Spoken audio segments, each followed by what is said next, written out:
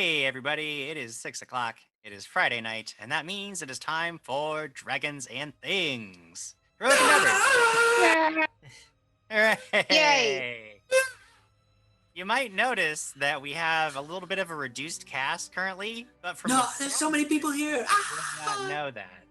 From the sounds of it, you would think that we actually have a whole crowd of people with us.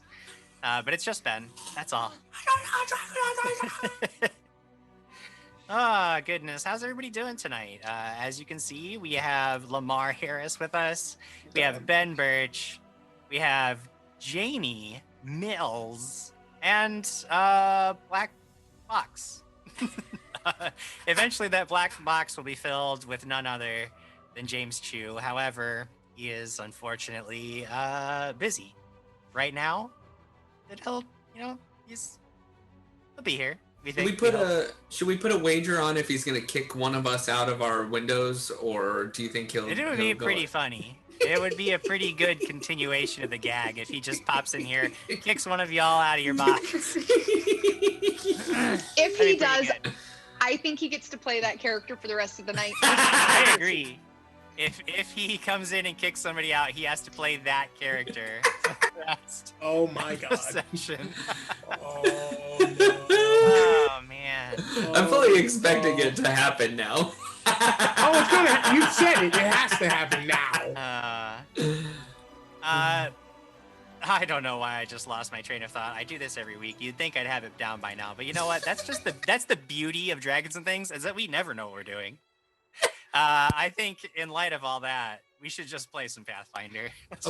Let's just dive into it. Play Pathfinder. That I know how to do. Okay. Oof, all right. It is the day of an eclipse, and while the people of Cavalocia are not prone to great bouts of superstition, there seems to be a great deal of anxiety across the city today. Though the logical mind knows that it is simply the great spirit of Yaman-Ka temporarily devouring the sun to remake it in the divine forge and cast it anew into the sky, it seems hard for many to shake the feeling that there is some sort of dark energy to the day. Of course, that might just be due to the Tower of Bone that erupted from the ground to rise above the market square like a dread spire of death. The waves of undead clawing their way from the graveyard and stalking the city streets probably isn't helping either. In an HEI conference room, the four of you, sorry, originally I thought there was going to be a whole cast, but the four of you have exhausted-looking half-orc administrator who throws up her hands and rolls her eyes.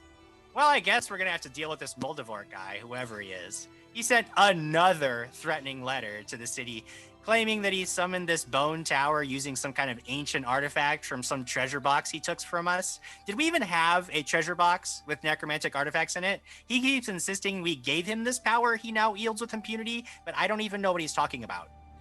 Anyway, I guess we have to defeat him. For some reason, he chose to let us know in his letter that the bone tower is totally impenetrable, except during the 10-minute eclipse when the death barrier will be inactive. We thought at first this has got to be some kind of incredibly obvious trap, but the big brains in the Arcana department think it's genuine and that he actually is giving away the key of information on when to attack him. The eclipse won't be for a few hours, but in the meantime, the streets are just overrun with undead. Many of them minor, but the numbers are where the problem is. The City Watch has basically barricaded up the Bright Quarter and left us to organize defense of the rest of the city. So we're dispatching you along with many other teams to help coordinate the community defense. We'll put you near the market square, have you organize some of the people into a defensive fortification, and then once the eclipse starts, I guess you'll storm the Bone Tower and get rid of this Moldivort guy. Now, it's incredibly important that you finish this once and for all. If I get even one more massive screed about how this guy's evil plans and idiotic narcissism are gonna ruin our days or whatever, I am going to fire all of you. After today, I never want to hear about this Moldivort idiot again. Do you understand the nature of your assignment? At this point, the administrator looks at each of you in the eye in turn, seeming to linger on Harry Plopper especially, and you can tell that she is very serious. What do you do? We read comments. Yay! We read comments. Hi, chat. How y'all doing? Oh boy. Oh boy. Scott Denusa says, and you're expecting Chew and Ben to save the city? Evil Jim Jam has returned! Oh, goodness. Not sure why, but the real POTUS98 says, I'm opening a bottle of sparkling apple cider just for tonight's episode. Cheers. Cheers to you know as what? well. That sounds good. Probably because tonight marks the 2013th episode of... I don't know what it marks, so I'm sorry.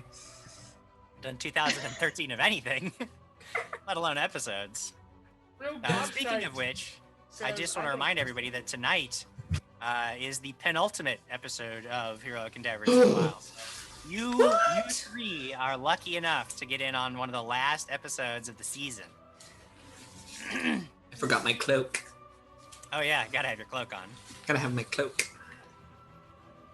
Oh my goodness. Alex Rogue, Diana says, it's okay, Ben. We're not there, so he won't kick you out. So. It looks like Sarah BC1 has gifted a sub to It's Lucas Martinez. Hey, it's Lucas Martinez. We know both Sarah BC1 and Lucas Martinez. Hooray. Speaking of, it's Lucas Martinez said, so if they break the curse, will that force Ben to create a character that is not the worst?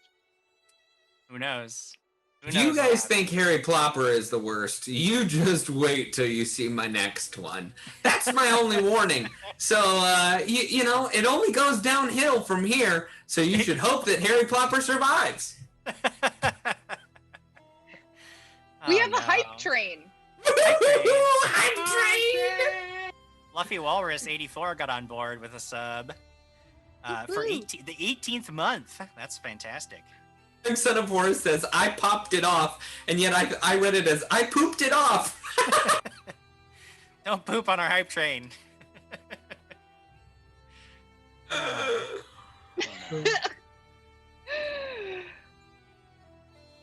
Oh boy, oh boy, oh boy. I feel like hype trains are the one thing that I just can't take my eye off of chat, because it's like, what happens here? What's going on?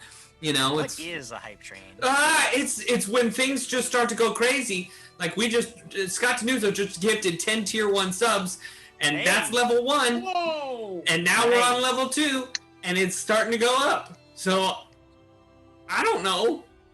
I do want to note that Crag Son of Horus is in the chat, and he was the bit boss for a moment, and now it's Zengy7591.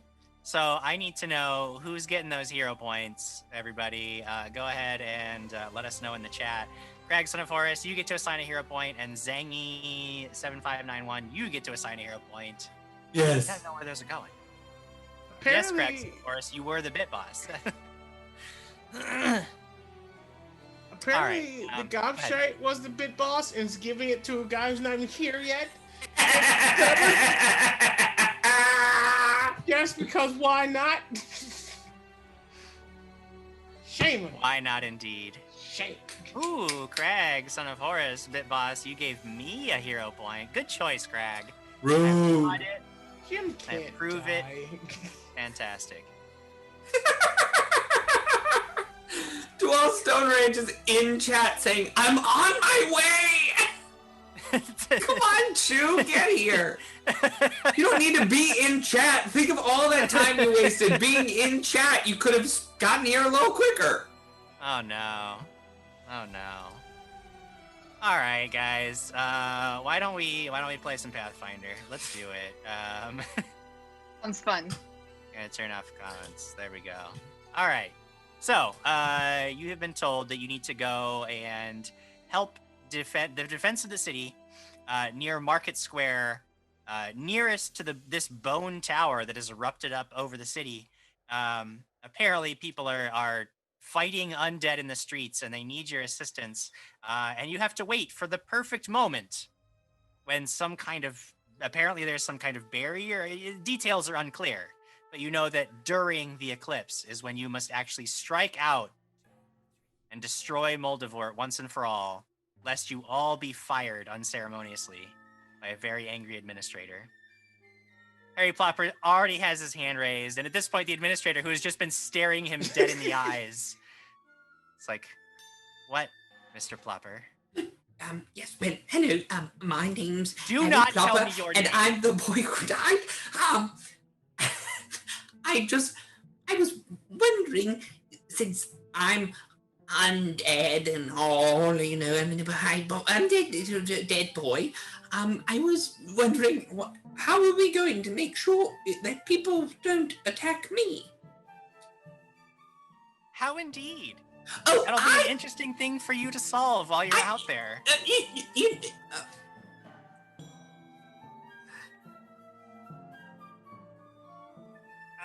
You can just keep talking. Okay, well, but again, I cannot stress this enough. Do not tell me your name. My name's, and I'm the boy who died. And I would like to tell you that perhaps if I wore some sort of badge that said, you know, Employee of the Week, perhaps people would know that that I was in fact a valued member of heroic endeavors. Fine. If it'll get you out onto the streets and out of this building any faster, you can have the Employee of the Week badge. You just see Harry Potter put on the badge, Employee of the Week, very happily. I'll have you know, Harry Plopper, that most recently a dog won that award, so I wouldn't go touting it too highly.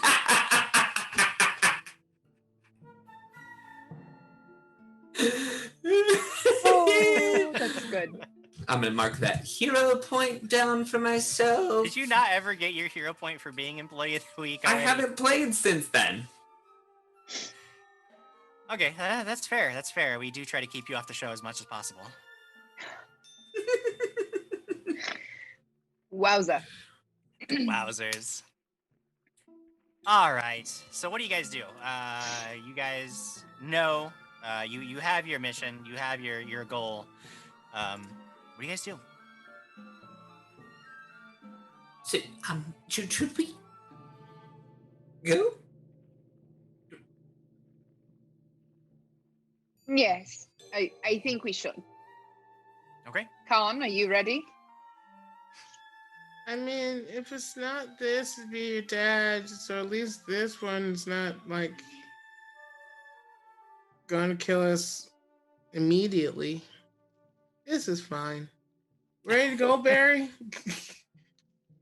It's Barry. fine, Barry. Barry is very ready to go. Let's All go. All right. So you leave the HEI building, and as you make your way through the city streets, you see that most of the city is indeed in chaos. And indeed, the closer you get to the crowded streets towards Market Square, you note that the worst things tend to get. You spot other licensees from across the agency fighting walking corpses, helping people evacuate to safer areas of the city, and tending wounded. You have to trust that with 1,000 crises across the city, your compatriots are able to do their jobs so that you can do yours. As you reach the outskirts of the market square, you can see that it was good not to become too distracted by the rest of the chaos, because you are badly needed here. In the square proper, a great tower of bones looms over a chaotic battlefield. On one side is a wave of shambling corpses, walking bones, and hungry ghouls. On the other, the Cavalosians, all fighting with whatever they have at hand to protect their homes and each other.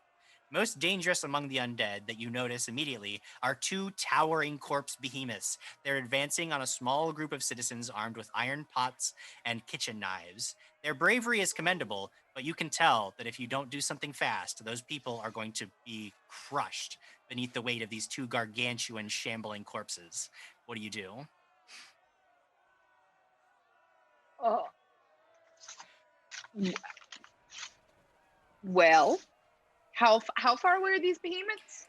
You've got about 80 feet of distance between you and these two behemoth zombies. It looks like they haven't noticed you yet, especially. They're just lumbering towards this small cowering group that are like backing away slowly, but very clearly about to get just demolished. Okay, and we're not in combat quite yet. So not currently, no. No enemies have noticed you yet. I'm going to cast Enlarge on Barry. All right. Barry grows from his already moderate size to even larger. Yes. I don't know who's supposed to call on you, Harry Plopper. Harry, what does it say? It fast. Oh, yes. Well, my name's Harry Plopper, and I'm the boy who died, and maybe I could just speak with them, and you know, they could talk, and we could say, oh, the Moldivort's a bad guy, and then we could all go, and we could have a zombie horde going with us into the tower, and then we could all kill Moldivort, and then I could die! Fanray, hearing this, thinks that'll be a great distraction for me to get into a place to take a shot at them when this all goes poorly. Right, Harry, you go ahead and do that. I'll catch you in the aftermath. So, Fanray will try to stealth to a position to get a shot off. Excellent. So when it comes to initiative, you'll roll stealth for initiative. That's when we'll handle that. Harry Plopper, Kanshaka, you've already cast your spell. Harry Plopper, what do you do? Harry Plopper's gonna walk out into the middle of this madness and like try and step in between the two sides, and in Necrol speak to the oncoming horde of undead. But first he raises his hand, and then he realizes, he's like, but probably nobody's ever going to talk to me that way. Hello everyone, my name's Harry Plopper, and I'm the boy who died. Moldivort has been there, bringing me back to life, just like all of you for so long, and I just wish to have a moment's peace. Now isn't it true that don't you all wish to have a moment's peace as well, and to rest peacefully in your graves, and perhaps if you wouldn't fight the people of Cavalosha, but instead turn your gaze upon Moldivort, and then we can bring down his oppressive establishment? So the two gargantuan shambling zombies are like feet away from this group of like cowering individuals, and they suddenly like both stop with weapons raised, or just fists raised, and turn towards this shouting boy. You can see that one of them looks like just almost like maybe like a zombified giant, but he has this like tattered wizard's pointed hat on, and like ratty blood-stained robes on, and one of his big ogreish eyeballs like dripping down to hang against his cheek, and they both look right down at Harry Plopper and begin advancing, and it would be a good idea to roll initiative at this point. So should I roll diplomacy as my initiative? I'd allow it if that's what you want to do. Yes. I'm always trying to roll funny things for my initiative. So yes, diplomacy will be mine at a +0. What? Which is apparently a better situation than you had before. I guess so. What is No, your I just wanted to do it for fun. The game is fun, people. Ugh. Okay, it's fine. Oh. That's fine. I'm all for it. All right, Kanshaka, what do things look like for you? I rolled a 1, making my start a 13. 13. Maybe it was that rambling speech that just caught you so off guard that you were unable to react as quickly as normal. Harry Plopper? A wizardly 9. A wizardly 9. And Fanray. 26.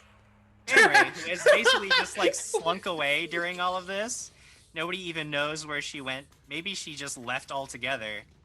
But man, she put herself into a nice position. Nobody notices where she is. She's ready to do what she's got to do.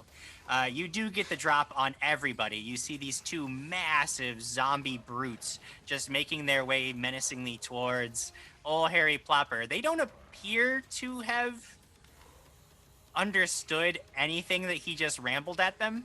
But then again, they also have, like, it's hard to get expressions and reactions from zombies, so maybe they are just going to join your side now. Who knows? But you do have the jump on them. You are hidden, so these are flat-footed creatures. Basically, everybody is flat-footed to you, no matter who you choose to strike. What do you do? Fanry's going to take 2 shots at these things. You know, You mentioned the hanging eyeball, and that sounded really fun. So first, I'm gonna try to hit that, because that nice. would be awesome. And we'll see where we go from there. Sure. With her short bow, that is an 18. An 18 will do it. This arrow comes out of nowhere, arcing and just right into this creature's swinging eyeball. Yes. What kind of damage are we looking at? Ooh, okay. And with my sneak attack damage, that is 8 points of damage. 8 points Ooh. of damage. This arrow just lodging. Oh, sorry. I lied. It is not 8. It is 11, because I have a deadly 11. D10. Nice. That's right. Deadly is if you get a critical hit, though. Never mind. It is 8. You lied about your lie. Getting real I am a rogue. convoluted here. Okay, that was the first shot. I did hear that you were going to take 2 of them. Well, if the eyeball didn't explode, I'm gonna shoot at it. Oh, no, again, the Jim. eyeball. Sorry, the eyeball pops. It's like just Oh. a gross mess of nothing now. That zombie is still very much animate, but you did pop the eyeball. I want to hit his other eyeball. Okay. It'll feel incomplete if I don't. Yeah, that's a You good gotta call. have symmetry. Yeah. 21. 21 is also gonna do it. Not critical, but you did hit. Only 3 points of damage. Okay. Because they're still And flat-footed. that was with sneak attack. Oh no. Okay. Yep. So at the end of it all, you did deal 11 points of damage. There is that. I did. I do want to note before we go on that we got Crossbones giving an edge to Chew. So whenever Chew gets here, he's got an edge. Nice. But also, Sarah BC1 is making her presence known. Mercy for the table. Yeah. Edge and Sync for me. And of course, what would a game be without a random wild magic? It's I'm only 3 excited of us. about it. There's only 3 of us. Oh, no. Well, Oh, no. why don't we go ahead and roll a d4 to determine which of you will affect. If it affects Chew, it'll just affect him when he gets here. He's Alright. saying in chat, I swear if I get it. He's just not going to show up. Yeah. That is a 3. Oh, Jamie! That is a 3 for Jamie. I'm Jamie, excited about you this. got wild magic. Now, I would like you to roll a d4. D4. Why That's a D- 3 again. A 3. All right. Okay. Your eyes begin to flow toward one another, merging into one big eye in the middle of your face. Your sudden monovision is disorienting, and the shift causes you to lose your depth perception. You take a -4 penalty to ranged attacks, and you are flat-footed against ranged attacks. You gain the ability to shoot a powerful laser beam from your eye using 2 actions. This beam is a ranged attack that deals D100 damage on a hit. that's broken. Okay. My eyeball is a ranged attack, D100 damage, -4 on any other ranged attacks. On this one as flat-footed. well, all ranged attacks take a -4 penalty. Okay, but I'm flat-footed against ranged attacks. That's correct. You've lost your depth perception. That's very funny. Cool. This is exciting, and I love it. But Fanray, I'm sure, is very concerned about what's happening and is probably just going to take her 3rd action this round to kind of balance herself and get her sight right. 'Cause Yeah, it's very she's disorienting. Yeah, so that'll be my 3rd round. Just like, what? Ah! Okay. All right, as Fan Ray sort of rights herself, I will note that Crossbones has become the bit boss and given me a hero point. Zengi still hasn't decided who's getting their hero point, but Scott Denuzzo, he made a good decision and gave, me a hero point. Yay! So I have 3 of them. But And Jim can't die. It is my turn. Jim's forever. Jim is forever. So these two brutish zombies begin lumbering forward, and Harry Plopper is the closest person to them. So they begin advancing. Now, they do seem to move slow, just like other zombies, but their strides are large because they're just so tall. They both lumber right up next to Harry Plopper, looking down at him. One you see just like this ocular nerve dangling from an empty socket, an arrow sticking out of his cheek. They both get up to you. Okay. But they don't have a third action with which to smash you into a tiny, tiny pulp. Okay. So you may just manage to get away. Both of them have to use both actions to get to you, and it is now Khan Shaka's turn. Khan tells Barry, go protect Plopper.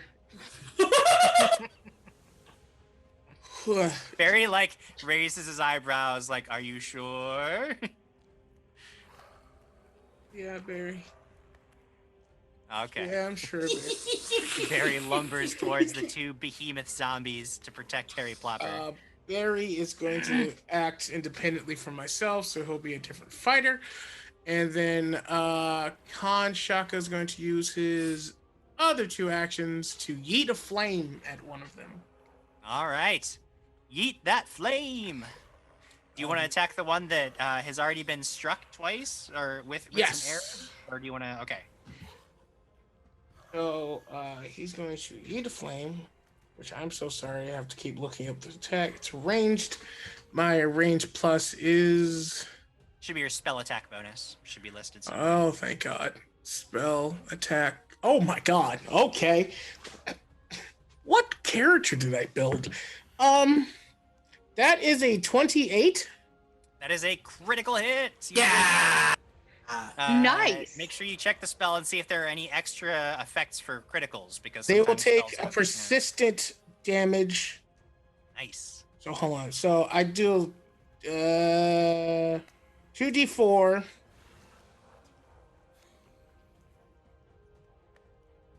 Okay, I double the damage and a persistent 1d4. So they're going to take right now 12 points of damage, and then they will constantly take 2 damages as persistent. What's the is it a D4 persistent damage? It's a what it 1d4 says? persistent, yeah. So basically at the end of their turn, that you'll just roll D4 at the end of every one of their turns. So you'll roll, That's awesome. yeah, it's That's pretty cool. enough. Yep. All right, so this zombie just gets blasted with fire, and actually, like, his moldy, blood-stained robes actually catch on fire. And Harry Plopper, you're not quite sure, but it almost seems like this big, like, ogreish zombie looks down at himself, and you can almost hear this, like, fire.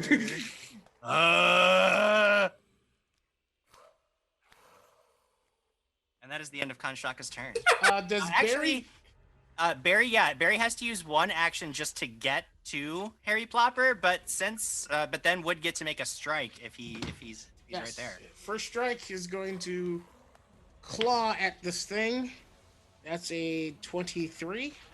23 is a hit. Claws are 2d6 plus 6 because he's a big boy. 6 plus 2 is 8 plus 5 is 13. Oof, it's a vicious, just tearing across this zombie's midsection with his claws. And then the third action would be minus what?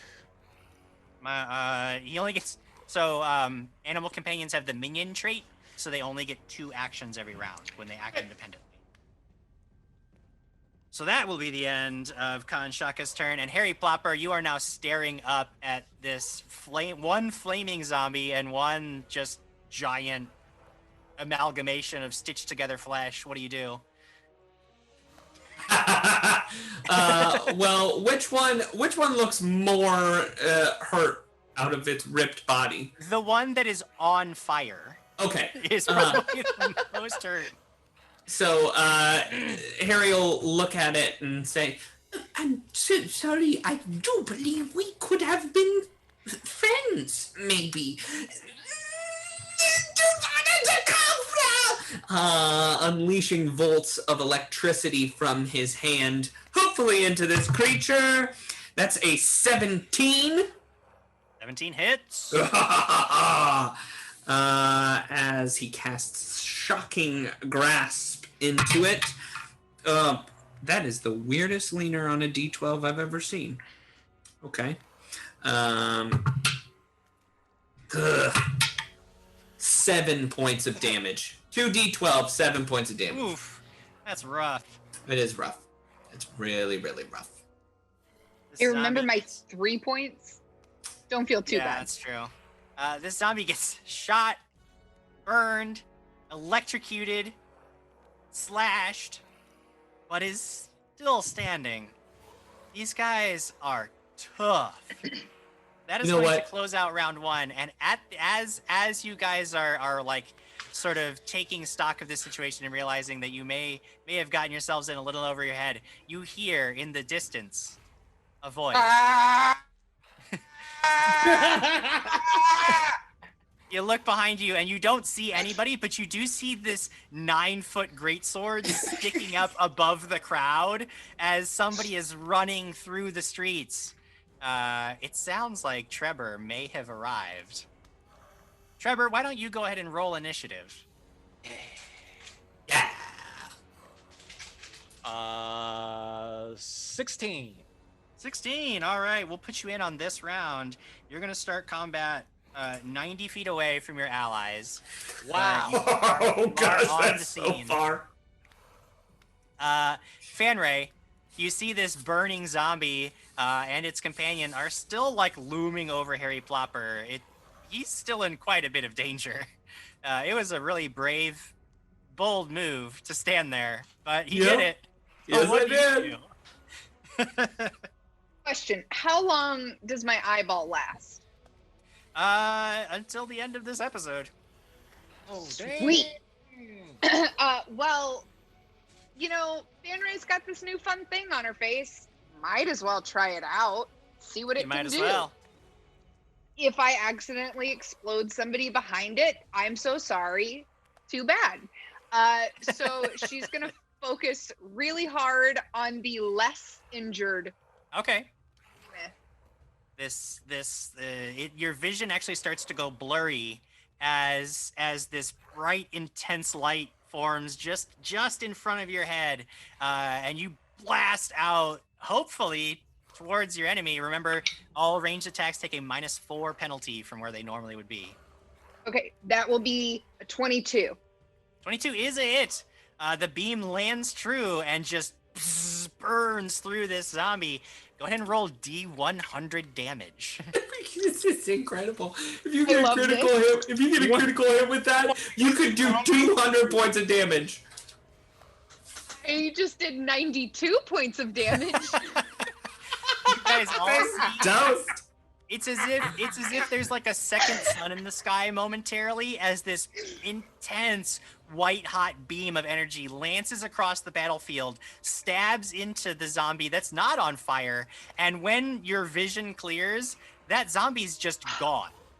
It's just completely obliterated by some incredible energy. There must be a very powerful wizard on the field somewhere.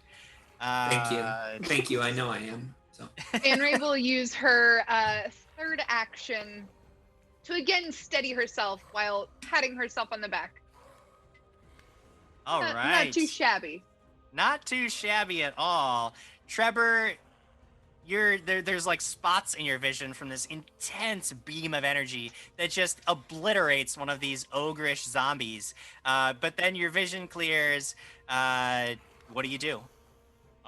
So Trevor, with his 30 feet of movement per action, uses all 3 actions, but it goes like this. So he's yelling, he's going ah, and then you look back, and then you look at him, and he's still in the same spot, and he goes ah, and then you look back, and then you look at him, and he's still going ah, and then eventually he just shows up. All right. Trevor, since you just got here, I do want to note that the real Gobshite has decided for some reason you deserve a hero point. Yes. So you've got 2 hero points on the board now. Sarah BC1 has become the bit boss and given Kanshaka a hero point. Hey, and Sarah. became hero the bit boss again and has another hero point that she's giving to. So Trevor, you are starting with 3 hero points. Good as God. you rush into battle with your companions. Oh my God! There's a tiny zombie next to the bigger zombies. You've got to kill it. The bigger zombie, it looks like it was about to smash down on Harry Plopper. But then this little gnome shows up, and for some reason, this zombie focuses in on the gnome and just yells, "I hate you!" and tries to obliterate Trevor Stone Rage with 2 powerful swings of its meaty fists. Uh-oh. The first one is going to hit armor class 26. Yep, that'll hit. Comes in, smashes into you with a powerful blow. You are going to take 15 points of Oh bludgeoning. boy. Oh And boy. the force of it knocks you back 5 feet. However, you still do appear to be within reach of this brutish zombie's fist as it lashes out at you again with a second strike. Hitting an armor class of only 12 this time. That will miss. It would miss, but I feel like this deserves a hero point. I'm gonna go ahead and re-roll the attack. And that one, with the re-roll, would hit an armor class of 21. Yep, that hits. The fist comes in, slamming into you once, then again, twice. You take 10 more points of bludgeoning damage. You get knocked back another 5 feet. And this slow-moving zombie does not appear to have it with the wherewithal to strike a 3rd time. Though you get the impression with its newfound rage, it surely would if it could. That will take us now to Kanshaka's turn. Khan, who just saw the sun get released from someplace, and then a 3-foot man with a 9-foot sword run into the field, has decided that leaving the forest might have been a poor decision for his life, and is going to continue to yeet these fireballs at this thing from a safe distance. Before you yeet your fireballs, why don't you go ahead and roll the persistent fire damage that this zombie is taking? Because it was the end of its turn. It takes 4. 4 points of damage as it continues to burn, and I do need to make a DC 15 flat check to see whether the fire goes out or continues. On the die, that is a 1, so it will continue to burn. As a famous R&B singer would say, let it burn. Let it burn. 27. Oh, that is another critical hit. Yes! I have a plus 10 to my spell casting. I don't know what I did with this character. That is 5, and double that, that'd be 10 points. And then does he 10 points? And then No, does he he's get already more taking persistent damage, so he'll just continue to burn. But yeah, just take the points. Kong will stay where he is. He goes, go Barry. And so All right. Barry will attack with his. He's gonna bite him first. All right. That's that's probably gonna miss. That's a 16. 16. These things are slow. They're big and easy to hit. A 16's gonna do it. Oh Jesus! All right. So that is because he's enlarged. That is 6 plus 2d8. minimum damage for 8 points. All right. So Barry sinks his jaws into this rotting ankle and just rips this zombie to the ground. Its skull smashes against the cobblestones of the street. You guys see rotting brain matter just leak out everywhere. This zombified ogre just like looks over at Trevor with its one remaining eye, and it's just it mouths something. Harry Plopper, you're close enough to hear. Hey. That is the end of both brutish zombies. You did it. Hooray. But Jim, I didn't get to Yes. kill Rog a second time. I know. It got taken away from you. At this point, you notice that most of the sort of chaotic melee that was going on around you has calmed a bit. It looks like the Cavalosians have sort of pushed back this wave of the undead. A man in a blacksmith's apron carrying a heavy hammer rushes up to you. In other circumstances, you might think he was a murderer covered in bits of rotting flesh and bone and blood as he is, but at this point, he's just like everyone else on the street. Oh, thank goodness he arrived when you did. We were having trouble as it was, but then when those big ones showed up, and I thought that was the end. I thought that was it. Wilson at your service. Are you guys here to help? Yeah. I don't know who these two people. Oh, Kanchaka! Hey! Hi, Mr. Trevor. Yeah, I got a note from the lady. Yeah, we gotta go to a bone tower because Harry's life daddy keeps causing trouble. Who's... Oh, hey, watch out for that bone tower. Don't go near it right now. There was one guy, he tried to go up in there. He got close, but there's some kind of like shimmery field or something. He walks right through it. His flesh just melts away, and he's a skeleton. And then when he's a skeleton, he turns around and attacks everybody. So I wouldn't go near that bone tower. Oh, yeah. We're supposed to wait for some type of time. Yes. know. Supposed to Oh, wait for the in my eclipse? note, The in my note it says the eclipse. The eclipse. Oh, yeah. Well, there's going to be a couple of hours to the eclipse. So if you're waiting for that, well, I mean, there's lots of things you could do to help us out. I mean, as you can see, things are kind of in disarray. We're kind of left to our own devices out here. Morale's real low. These people don't even really know how to fight. So if you have any tips on how to recognize the strengths and weaknesses of these undead folk, that would really help. Of course, we got lots of wounded that need help. We could always use help like building more we're trying to barricade some of the streets and fortify some of the buildings. We're trying to find better defensive positions and corridors for evacuees. And then on top of that, we're running low on supplies. We need medicine and weapons and food and everything. So anything you all can do to help out would be a real treat. How come this one's eaten? Is that a zombie there? Are we done? We gotta get him. Yeah! And Trevor strikes this person down that he has not met before. Trevor, no! Oh, yeah. This one's with us. As Fenrir speaks, Kamchaka looks over to her and immediately starts to scream and point. Your face! Your face! Oh my god, your face! The face! Oh my... Yes. It was... Yes. Why? Why? Wait, what's wrong with her face? I've only seen her with one eye. This is all I know. Oh, have you not met Lady? I believe this is Lady Fanray. She used to be a pretty lady with two eyes. Now she's all right. She's a lady with one eye.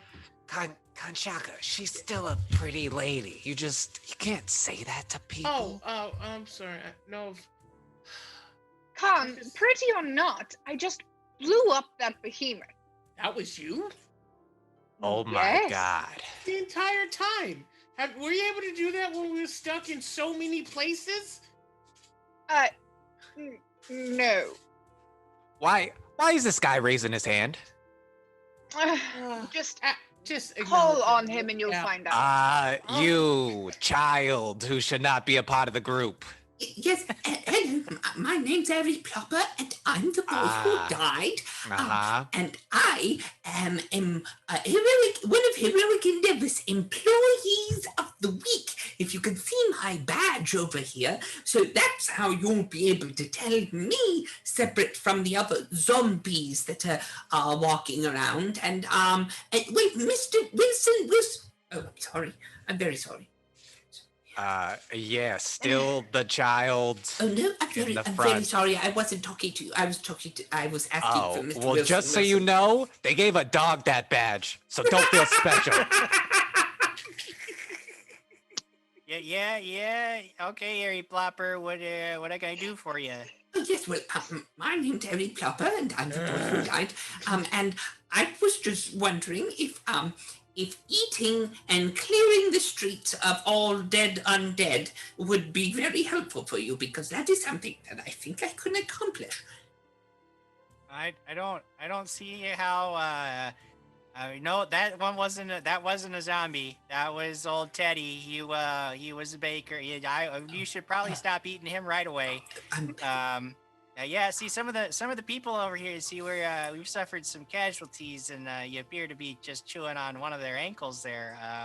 So that I would actually refrain from doing that if at all possible. People are going to get the wrong idea, and they're going to smash your head in. How about that one? Yeah, sure. Okay, that one over there. But those corpses are all rotten corpses. So if you're one of those undead that gets health back from eating recently dead things, then those wouldn't count, because those corpses have been dead for a long time. They're very delicious. Hey, that's kind of gross. It's really a wonder they let you into Heroic Endeavors and they don't kick you out and never let you go on any adventures. Hey, friend Ray. Yeah, that's your name, right? Yes. Kanchaka, can we just walk over here and have a small little huddle, real fast, away from that thing? Harry, do enjoy that delicious zombie. And Fanray will follow Trevor away. I will follow suit, but not like take his eyes off Harry, because this is unsettling. So are you sure I can't kill him? So not yet. Well, here's the problem. When I first met Harry Plopper, he went down and he went down, and then I burned his body from head to toe with flash. And then the next time he was just like walking around HEI, and so it's one of those things where it's like you can try, but it doesn't. It's part of you forever, like so many things in life. Have you tried splitting him in half? I mean, look at him over there. Literally He's eating an ankle. I know, but he's so sentient. He says he's died 49 times, and this Moldivort always brings him back. I had to deal. Kanchaka, we dealt with Moldivort with oops, he almost died. Yep. I was there. Oopsie fell from a great height and bounced a few feet off the ground. And have you seen him since? He's still alive? I hope. Yeah, he's okay. He's okay. Good. Okay, good. Anyway, so he's actually a pretty powerful wizard too. So he can't get to anything within 4 or 5 days of combat, but once he's there, it's very effective. Okay, Kanchaka, I'm gonna trust you. Good to meet you. My name is Trevor Stonerage. Sorry I'm late. I was dealing with my adopted son, DeWall. He was punching holes into our wall again. So, yeah. So, anything to get away from him and have the wife deal with him for a while. Well, it looks like, yeah, very special. Anyway, it looks like Mr. WW1 needs tells us that we need to help a whole bunch of people. There's like all these people screaming around us. I don't know if we've noticed. So we need to get Yeah, but supplies and hailing, and then maybe get the people like to safety or something. Jim, what has happened to the prison? You're not quite certain. You know that very likely the prison is actually probably okay because it's a fortified structure that is actually maintained by a staff of Cavalosian Guard. Chances are they're doing okay. The reason that a lot of the rest of the city is doing so poorly is because the Royal Guard of Thaspir has sort of fortified the Bright Quarter and the government buildings and sort of left the rest of the city to fend for itself. So chances are the prison itself is actually probably safe. Oh, okay, good. My good friend is still there. I really got to go visit him. This isn't the time. I'm sorry. It is not the time. In fact, speaking of time, you know that you have approximately 6 hours until the eclipse itself. Um, as Okay. as old WW had mentioned, there are a number of ways that sort of between waves of the undead, you can help the people of Cavalosha defend themselves and get ready for another attack that is sure to come. As he had mentioned, of course, morale is a big factor. These people, maybe they just need somebody to tell them they can do it. That would be using diplomacy or performance. You could try to boost morale in the survivor camp. Oh. You do So- note. What? Go ahead. No, go ahead. Go ahead. You finish, and Okay. then I'll go. Yeah. I was gonna say the people, of course, these are all just regular citizens. They may not know how to best effectively fight undead, how to recognize their strengths and weaknesses, or any odd powers that the undead might have. So a religion or military lore check could actually help instruct the people in how to better fight off the undead. Of course, there's plenty of wounded to take care of with a medicine check if you want to spend your time doing that. There is a group of people just trying to fortify buildings and barricade some of the streets. So a craft or athletics check could help out with that. Wilson had mentioned they need eyeballs. They need people to scout better positions to defend, safe routes for evacuations, and for wounded people. So a perception or stealth check would be good for helping doing that. And of course, supplies are very low. People need medicine. They need more weapons. They need food, water, everything that you need to fortify a position for even just a single day. They need those supplies. So a survival or nature check would help those scrounging around for supplies for the camp. Um, every check, every success would take approximately 2 hours of work.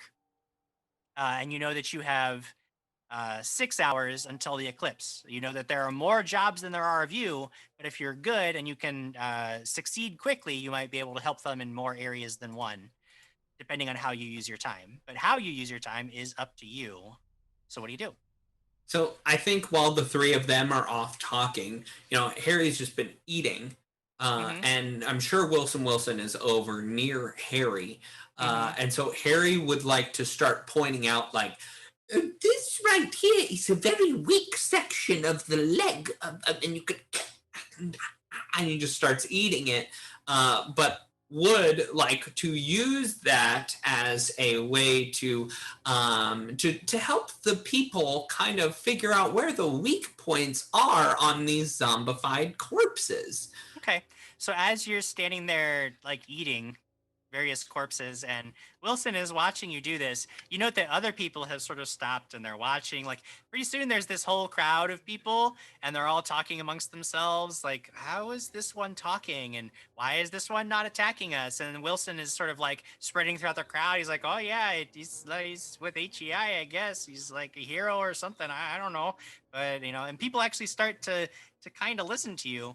and you can make a religion, military lore, or if you have any kind of lore specifically dealing with the undead, you could make that kind of a check. How about like a lake lore or lake? No. Yeah, I have lore lake. No. I specifically took that because I've been thrown into the lake. My body has Uh-huh. been found in the lake many a times. Well, like every choice you made, it is useless in this situation. I guess I'll do a religion. Occultism doesn't work, correct? So I would allow occultism, actually. All right, I'll do occultism then. Yeah. That's a 15. 15. You're trying to explain to these people in between bites of flesh, and you kind of sometimes you get more distracted by the process of eating. And people seem to be focused way more on the nature of the fact that you're undead and what an oddity it is, and like you do manage to impart some useful lessons, but it's going to take you a little bit longer. It's going to take you a total of 4 of the 6 hours to really sort of get across some of these concepts and get people to sort of understand the information that you're laying down. So after that, you're not going to have very much time left to help in other areas, but we will move on and see what the others of your team choose to do. He would be eating for 4 hours anyway, cleaning up the he would streets. definitely So just do that makes anyway. a lot of sense. So Yeah. that's how Harry occupies his time. Right. Trevor would like to motivate these people with an arousing speech and an amazing performance. Okay. So I take it you're going to use your performance check? Yes, because I haven't been able to use it for anything else, and Lore Gladiator is somehow more useless than Lore Lakes.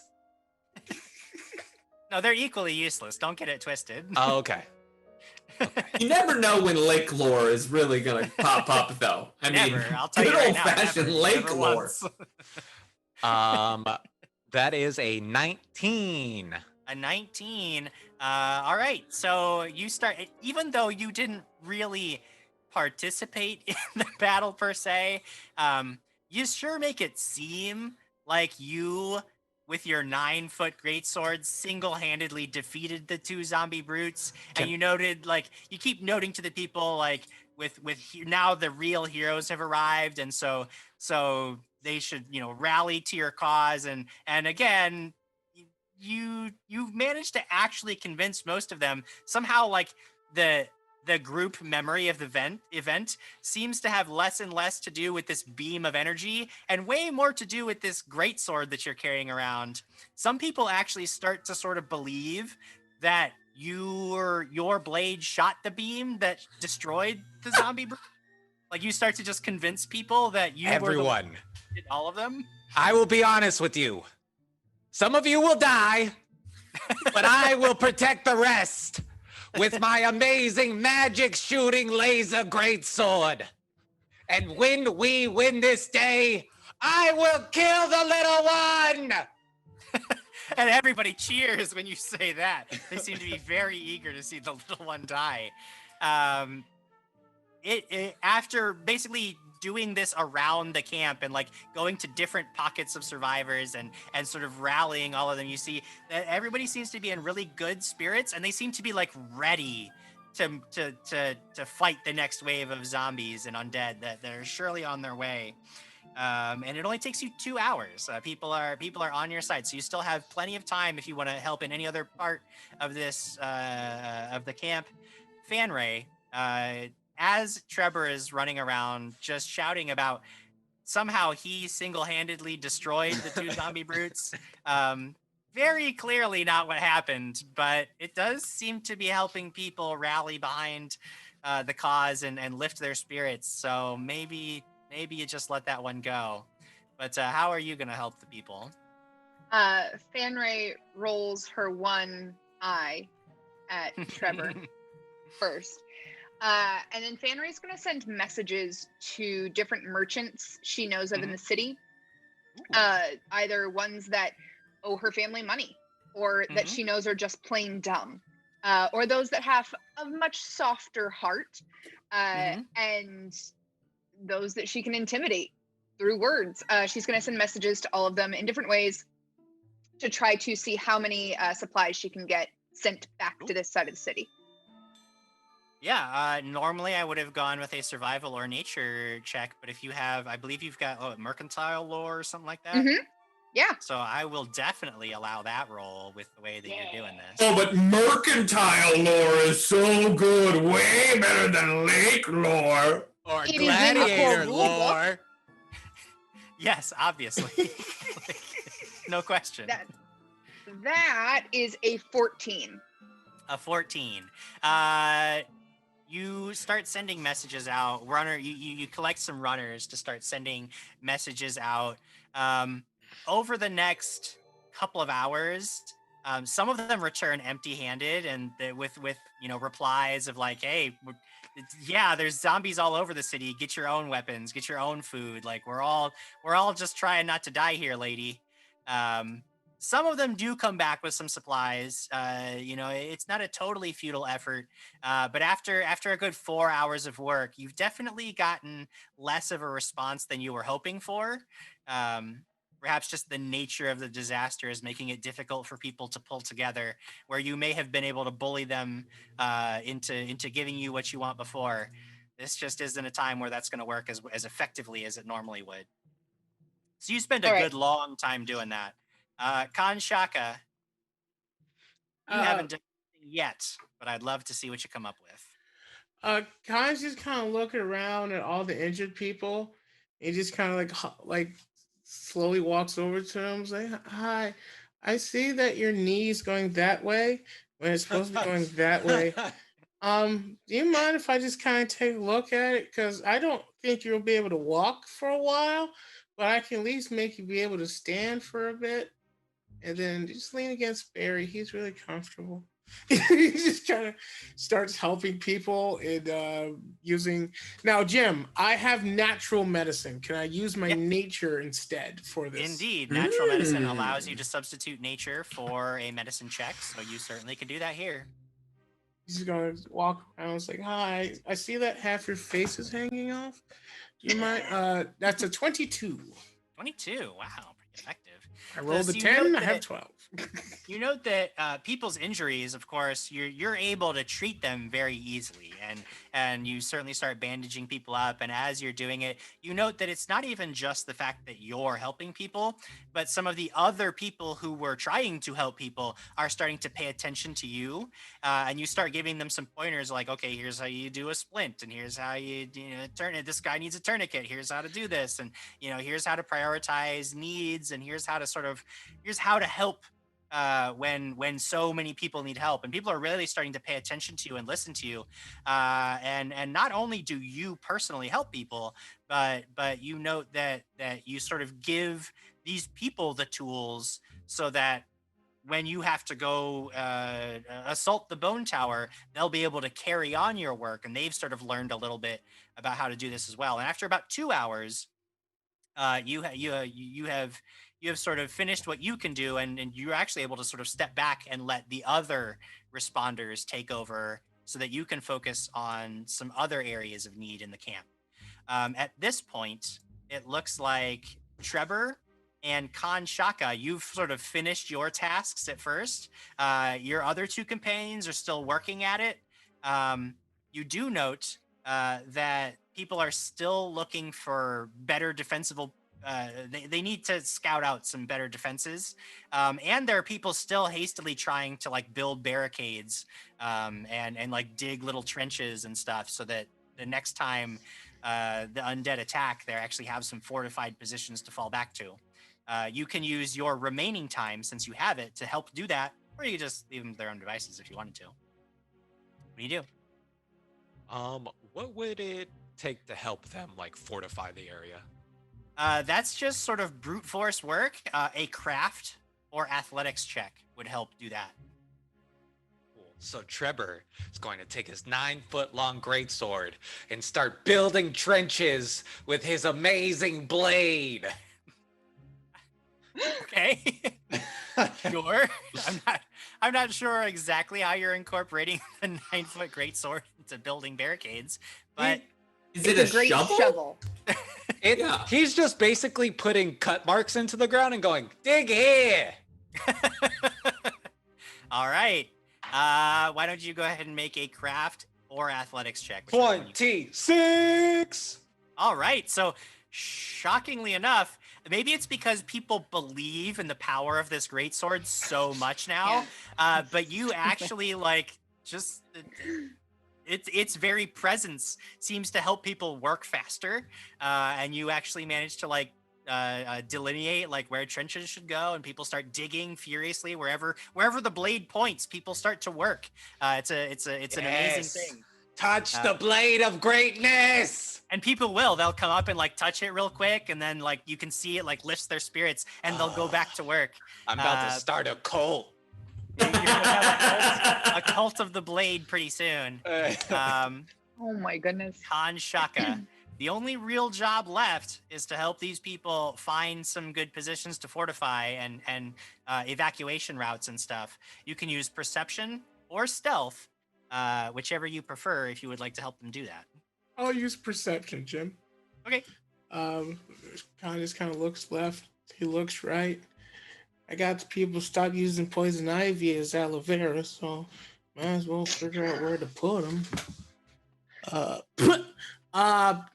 10 plus 19, that's a 29 plus 2, 31. Oh yeah. A rousing success. You very easily note that a lot of the sort of the hastiness of the urgency of the attacks has caused some people to miss some very obvious great staging areas for like a field hospital or for defensive positions or some routes that they can take people who need to get evacuated from the area. And you start pointing these things out, and people are really listening to you and really taking your words to heart. They seem to be especially drawn towards Barry. Like they seem to like Barry also becomes sort of a mascot of the community defense here. And before long, you sort of see that a lot of the problem was just these people were sort of panicking and didn't know what they were doing. And you, a more someone who is definitely more used to combat and seeing horrible undead monstrosities roam the streets, like you're able to sort of fix the holes in the logic they were using and find them some much better places to hole up and hide when they need to, or fall back to when they're first, if they get overrun, where can they fall back to? And they found barriers. That's right. They find barriers. And at the end of all that, everybody has completed, at this point, everybody has completed all of their tasks and work. And you have, in fact, helped the camp as much as you think you can. You feel like your job is going to be to go in there and fight Moldivort and end this. But you're confident that you've prepared the people to defend themselves when the next wave of undead come as much as you can.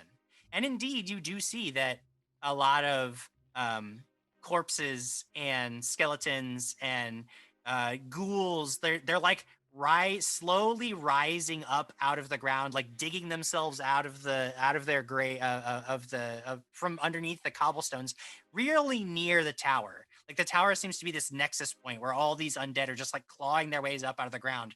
And you can't really do much about them because, again, there's that shimmering barrier that you've been told if you go near will just melt the flesh directly from your bones, turning you into one of these monstrosities.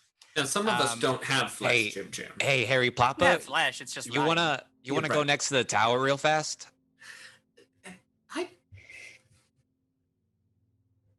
Yes, I was talking to you. Yes, go ahead. My name's Harry Ploppa. I'm the boy who died.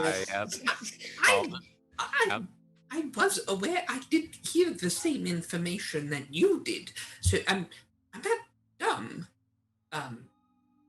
So I'm not going to walk in there. Okay. All right. Go ahead.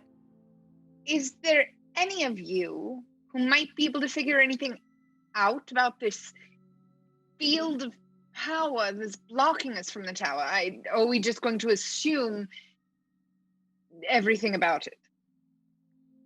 What, Harry? Yes, well, my I name's already Harry said your Gumber, name. and I who already died, said and your I'm very well studied, so perhaps I could figure something out. And Jim, can I figure something out? Oh, Arcana? Yeah, Arcana will do it for you. If you want. Perfect. Probably not. That's a 13 rolled a 4. So Yeah, you're not sure. You know that this is a some kind of very powerful aura.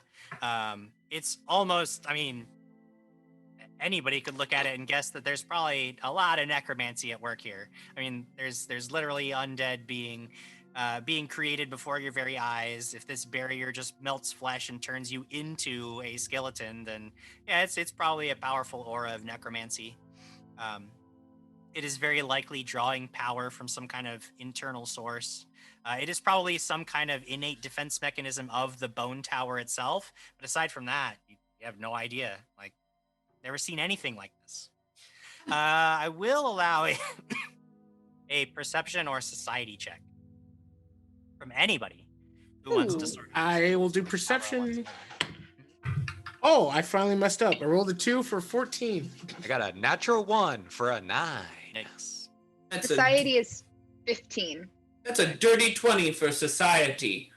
A dirty 20. Harry Plopper, you can't really tell a whole lot about the barrier itself. But you do note, as you're looking at the shape of the tower, and sort of, you can actually pick out some patterns in like the bones.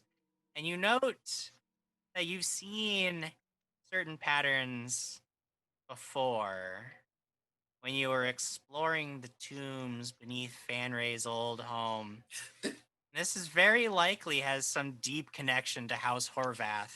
You recall that you were told that apparently all of this power came from some box, and you recall that you had lost the box to Moldivort. Perhaps the necrosphere that doomed Oopsie was not the only treasure inside that box. And this may be some lingering consequences of that fateful journey beneath the old Horvath grounds. Oh, how fun. Harry will relay this information to the rest of the party. Trevor is surrounded by people going, touch the sword of awesomeness. And everyone's chanting like, the sword of awesomeness. Huh? You saying something, Harry? Yeah, only the very important things, so don't worry. Okay. There might be some more magical stuff that we found in Fanray's childhood home. Yeah, I don't know a lot about her, so She's the daughter of a I'll call him a merchant. Daughter of a merchant who dabbles in nefarious things. But after I was going to say he dabbled in idiocy, but that's all right. Oh, he's a smuggler. Sometimes. Interesting. He's more of just a bad guy. But like not a bad guy. More like a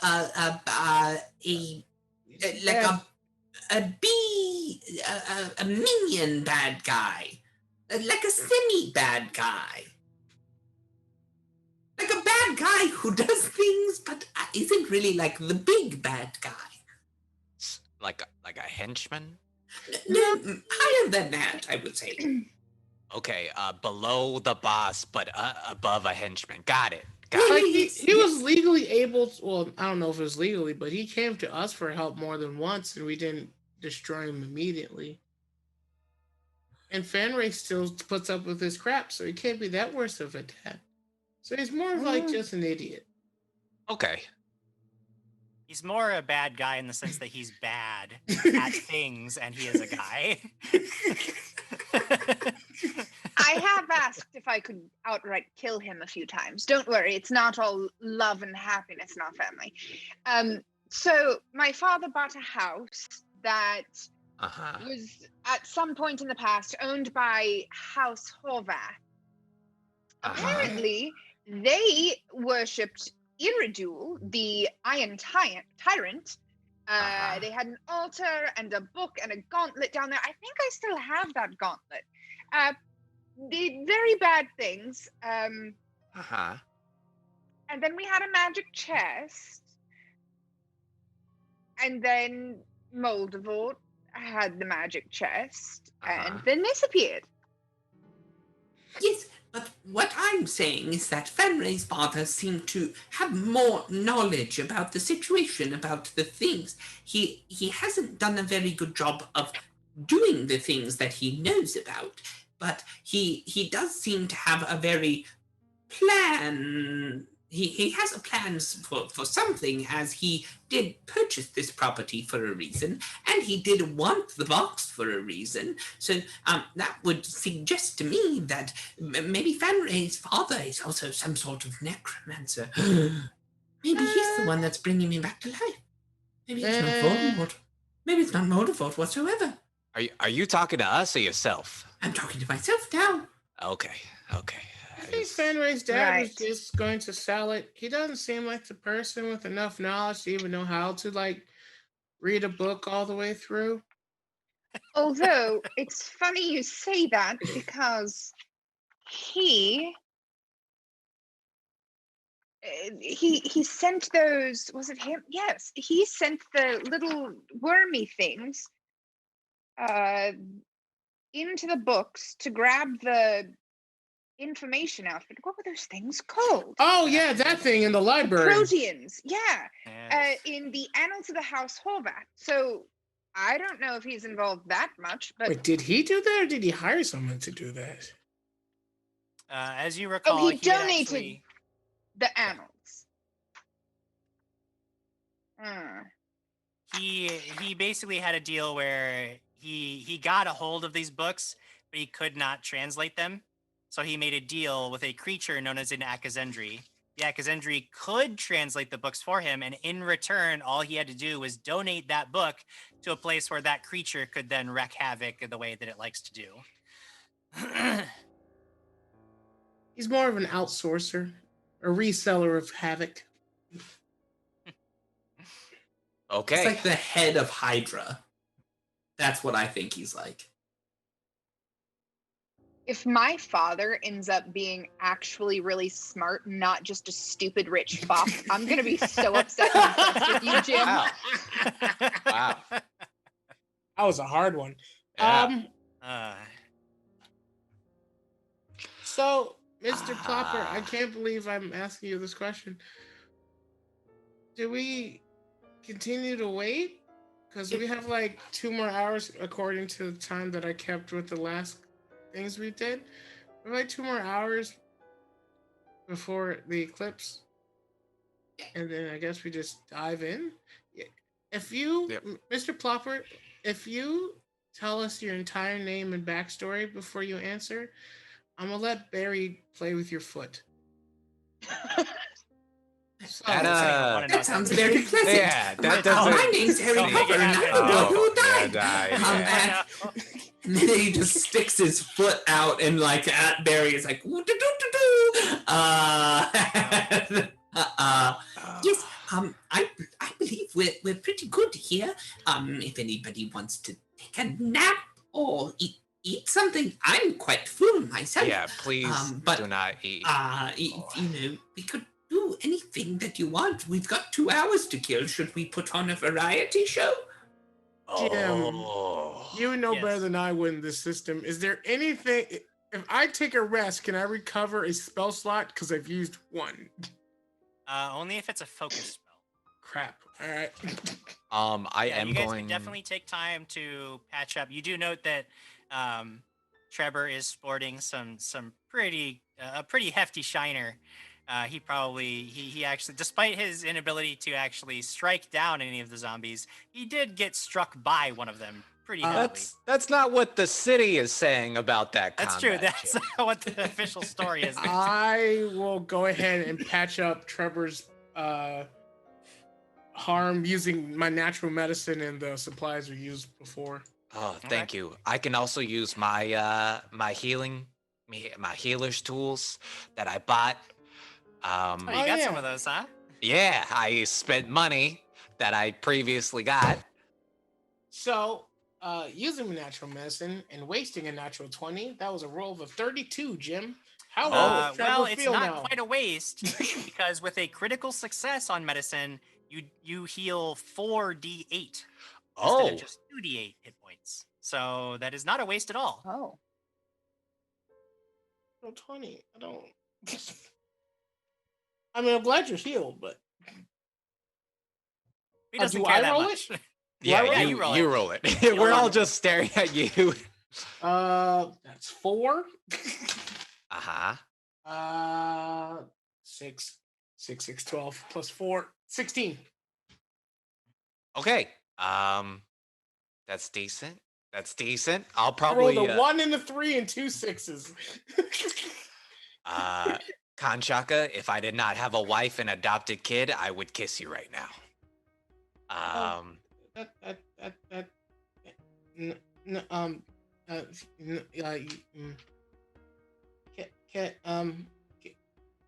All right, I mean, I think you should. convinced me. No one tell my wife. I need an adult. She just Oh, kind no. of slumps away.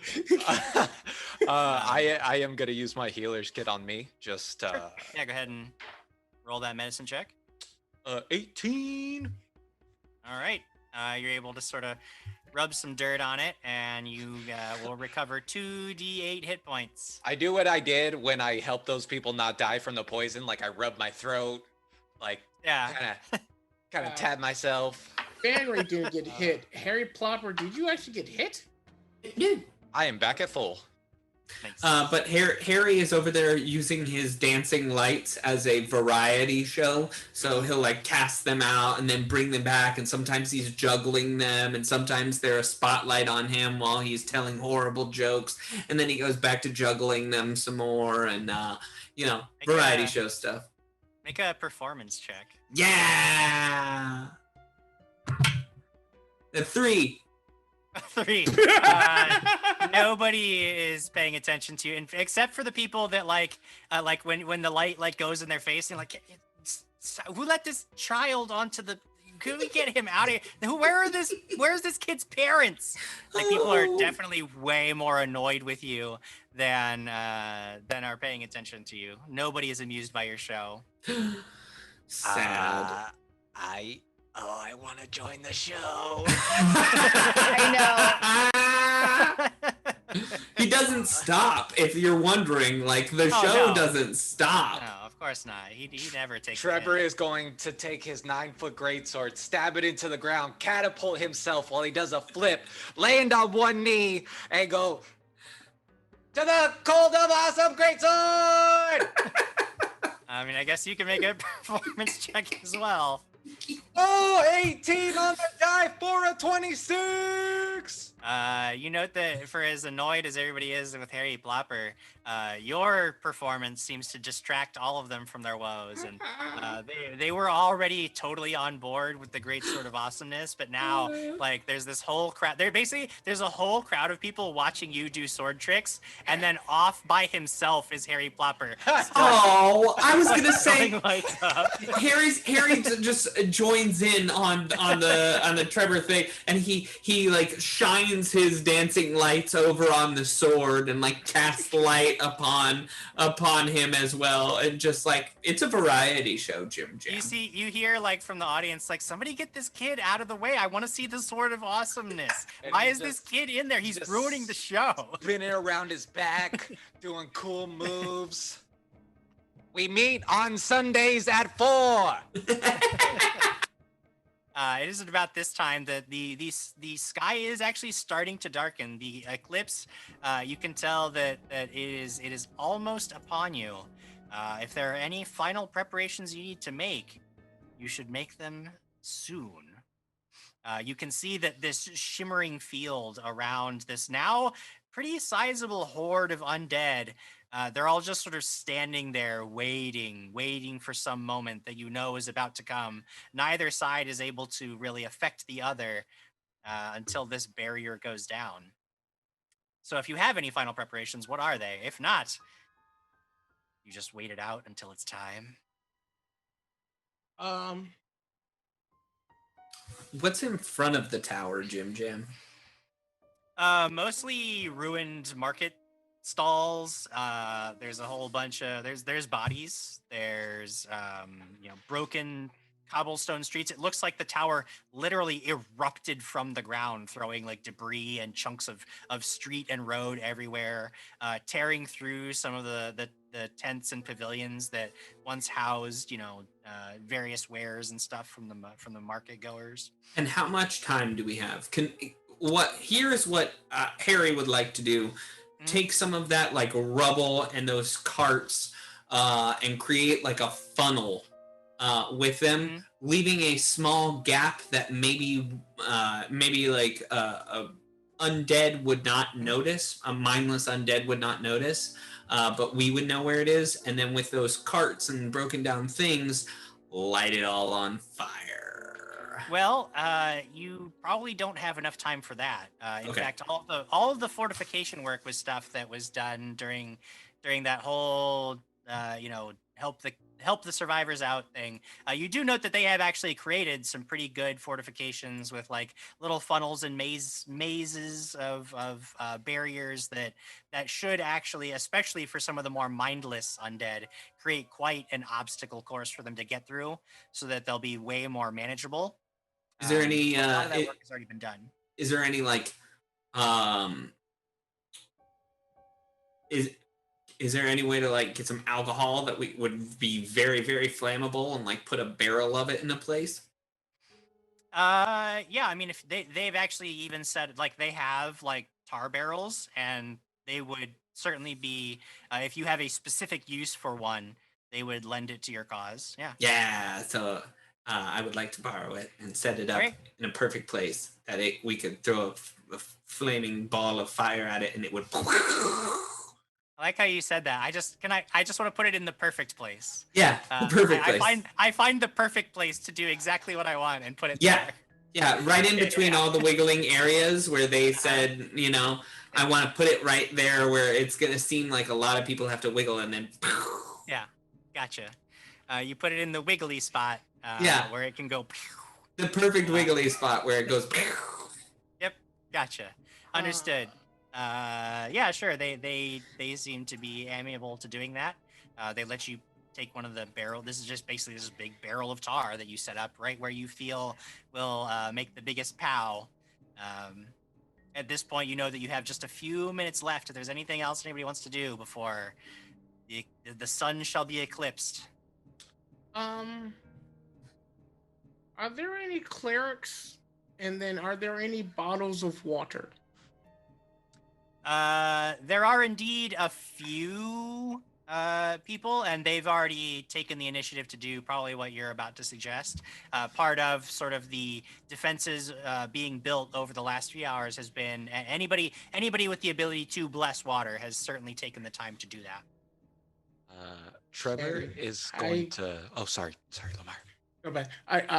I'm gonna go up to her. I was like, do you mind if I grab like 4 of these? We're about to go into a problem.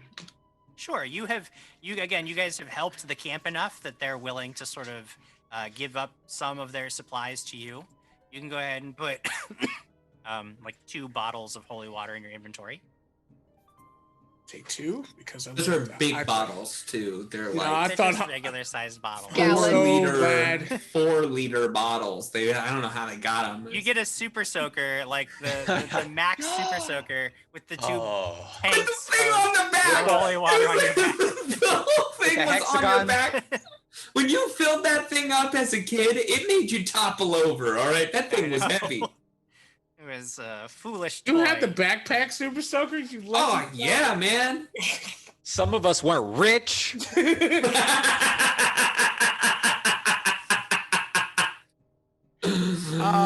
Cheer those, buddy. Khan's actually going to tie one to like Barry's collar and keep the other one in his pocket. Gotcha. Easily done. Fanray, anything you want to do? No. During the variety show, I think Fanray's just sulking in a corner. Just waiting. Just waiting. All right, no problem. At this point, the sun actually does begin to blot out. You guys know well enough not to look directly at the eclipse, but you can see the sky darkens. The whole world sort of gets that weird twilight haze in the middle of the day that happens. And before long, it is as if it were almost as if it were night. And you can see now that this shimmering barrier surrounding the Tower of Bone fades away into nothing. But it doesn't actually just fade away. It seems to like collect towards the top of the tower as it lifts almost like a skirt around the tower. And it sort of collects into this weird ball of energy towards the top of the tower. You can tell that though the barrier itself does not protect the tower, it certainly has, there's got to be some novel way that it endangers the city. And you know that if you're going to strike, you'll have to do it now, as the horde of undead begin to lurch forward towards the now prepared and well-defended citizens of Cavalocia. And we will take a break and come back in just a few minutes and see how this battle shakes. We gotta go get Oh, Moldy! those poor people. That's right. We gotta go get Moldy. We'll see you guys in just a few minutes. Bye. Get Moldy!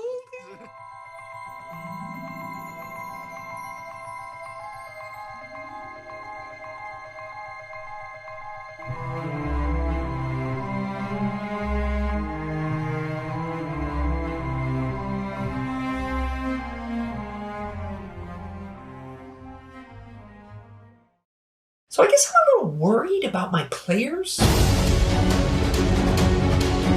They've just been acting a little strange. Now, don't get me wrong, I think it's great that they're invested in their characters.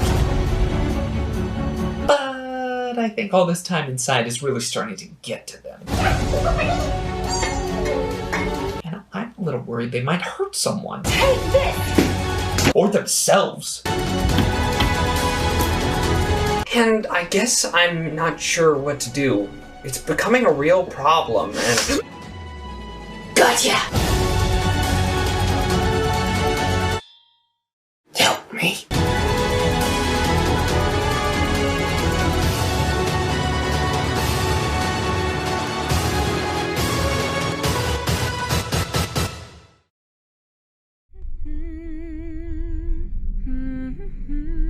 Captain, are you singing? No, please go about your business. I thought it was wonderful.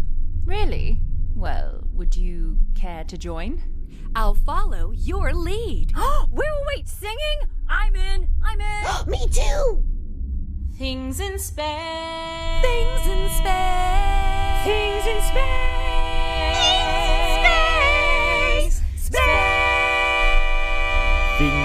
Things in space, in space. I'll just go study something.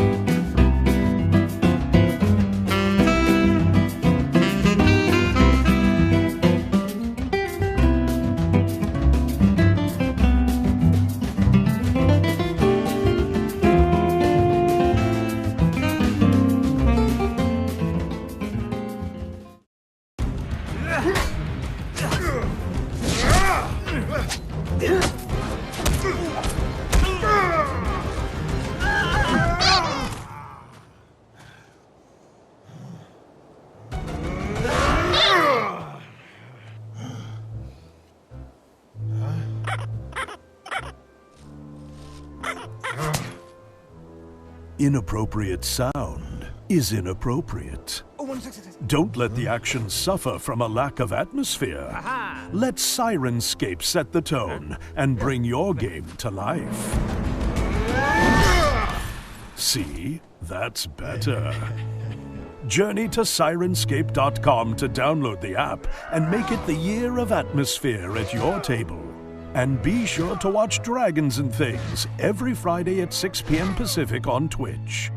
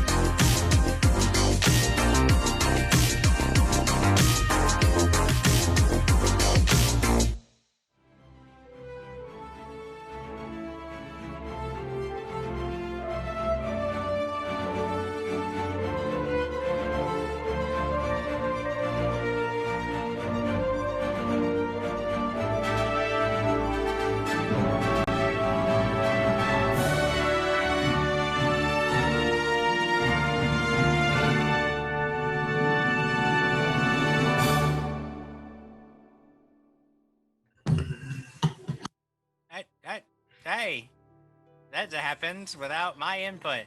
And so I was shocked to see that we are back so very suddenly. Whew, I thought there was a push that brought me back, but it happened by itself. That's technology for you. Welcome back to the second half of our episode of Heroic Endeavors, where we know what we're doing, and we're good at it. It's everybody. They're back too. Hi, everybody. Hey! Hi, we definitely were ready and prepared.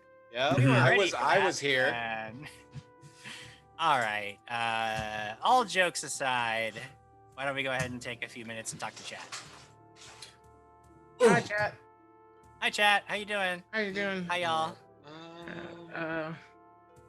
Bye, Sarah BC. Bye, Sarah. Looks like- Bye. Yeah, have a good night, Sarah. It seems like a lot of people want me to kill Harry Plopper to redeem myself for what I did to Rogrog. Huh. Interesting. I don't know that it would work, but you could always try and find out. I am willing to try. I did see a comment that said from Torgurnka that said, "Too bad different worlds. Mootkin and Oopsie, they would be funny together." I am sure, referring to the fact that we do have Runt Lords coming back soon. On Tuesday. That is gonna be a good one. Tuesday. I'm pumped up. Runt Lords. Awesome. Yeah. I'm pumped up. It's been we've been playing that campaign for so long, and then we took such a long break, and now that we're coming back, I'm like, ooh, I want to play so bad. I'm so excited. Pass right. the meeple. Oh, sorry. Go ahead, Jim. Nope, I was just agreeing with Ben.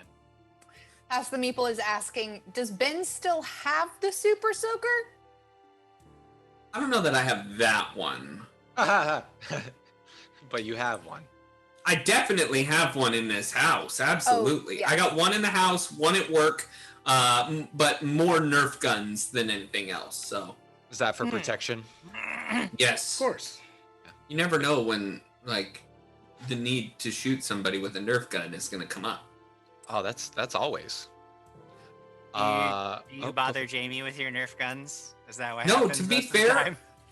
one of the craziest things that happens is I have these things called Mashunga sticks, which are basically they're PVC with foam wrapped around them. yeah, it's like a PVC. So it's a PVC stick with a pool noodle on the end of it, and so we'll fight sometimes with it. And I want to do like actual sword fighting technique where you're like parrying and then coming back and striking. Jamie does not play. Jamie goes 110% full whack-a-mole and just tries to crush me with these things. Just bah, bah, bah, bah, bah, bah, until I'm done. So I mean, I agree with that decision. I need a video.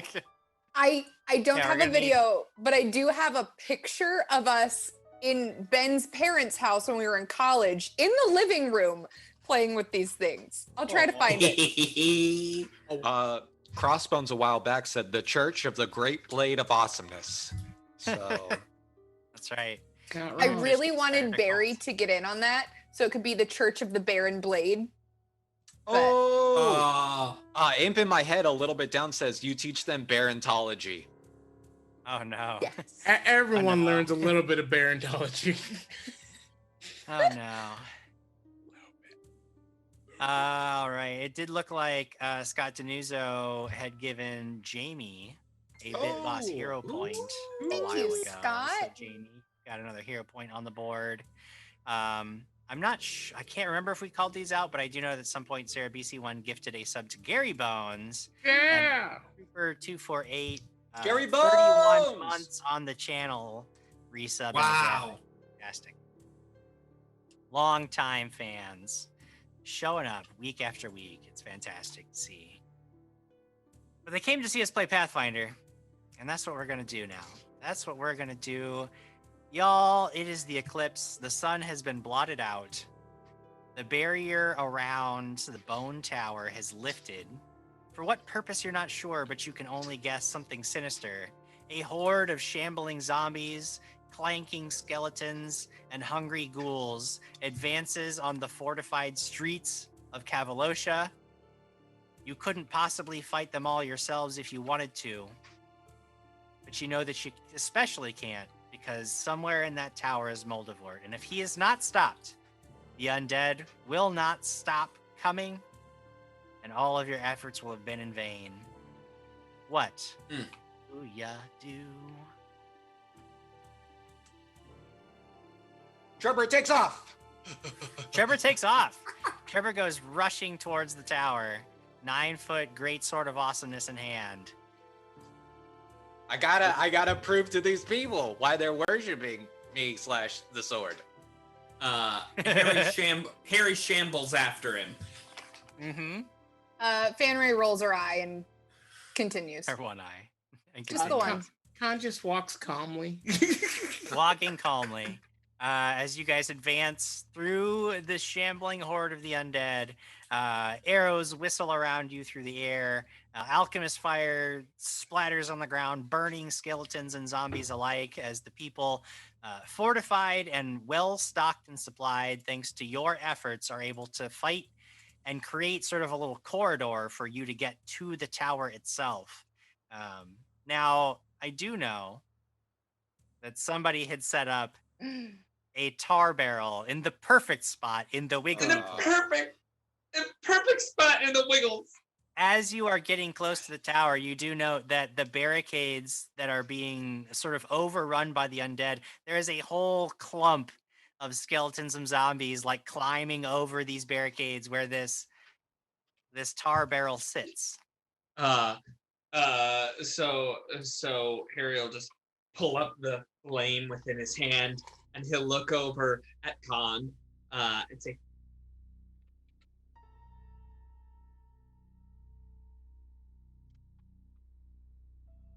Yes. yes, my name's Harry Potter, Harry and Potter I'm the boy who died. died, Would yeah. you like to throw this fire at that tar barrel with me? We could do. It could be like a magic thing we do together.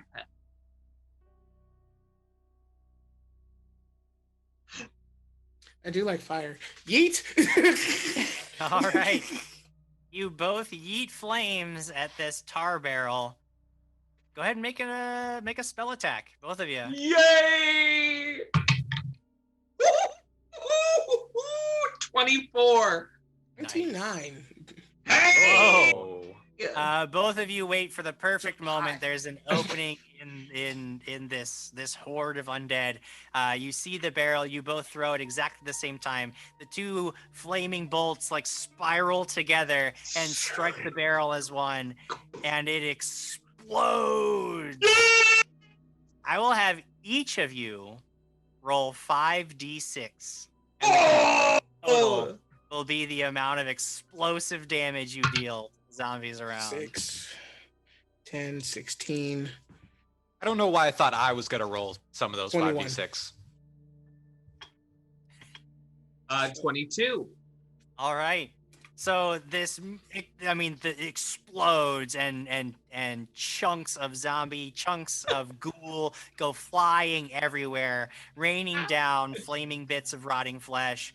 And you hear from the crowd, "Did you see that?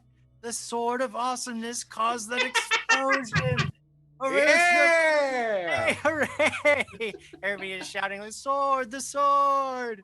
As you rush into the bone tower, leaving the people to fight for themselves, but knowing that you've done as best you can for them.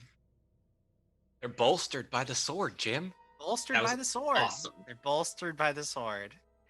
You enter this tower of bone, and you find yourself in a room made of and decorated with more bones. There is a fountain of bone that stands in the center of the room, blood flowing over a stone spire into a crimson pool on the floor. There is sort of a light chiming sound, and a voice rings out through the air. "So, you figured out how to bypass the flesh-melting barrier, did you, heroes? Will that be your undoing? For this tower of bone is my domain, and you will never find out how to get the 3 keys that open the door to my sanctum. Never!" Who is your interior decorator? Cause this is real tacky, buddy. What are you talking about? It's very threatening. Look at the blood. Yeah. That's certainly disturbing, isn't it? No. Oh, Moldivort, no. He knows not what he speaks of. It's very intimidating. You're doing a wonderful job. Yes, Wait, yes, are I you- am.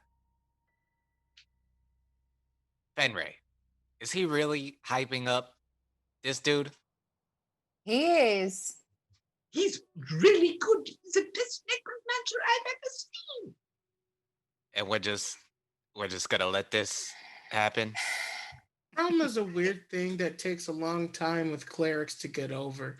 We figured that this is a really good healing opportunity. Oh, okay. Khan's actually looking around for where a key could be. Absolutely. You're looking around. You do note that aside, I mean, it's a fairly sparse room. There's the fountain of blood. There is it looks like a staircase that leads up to a further up the tower. Go ahead and make a perception check. Dirty 20. Dirty 20. You're looking around and you don't see this key anywhere. And then you look over at the fountain of blood and you don't see the key, but like that's the only place it could be. I mean, like it's literally just like an empty room made of bones, and then like there's just this pool of blood and it's opaque. You can't really see through it. Maybe if you dig through that. I look at Barry. I look at the blood. And I look at Harry Plopper. And I point at the blood.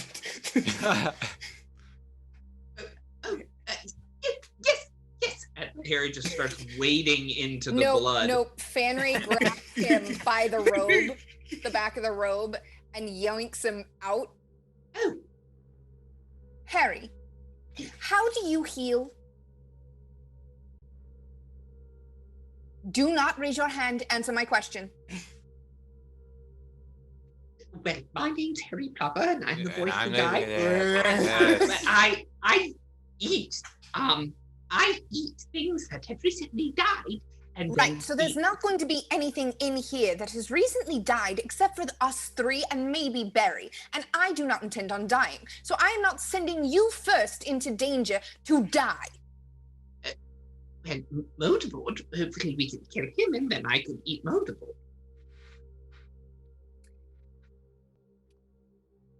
It's okay, Fenrir. I got this. Oh, And- Fanray's already jumping in. She's just okay. like, It's like, with Harry, just getting okay.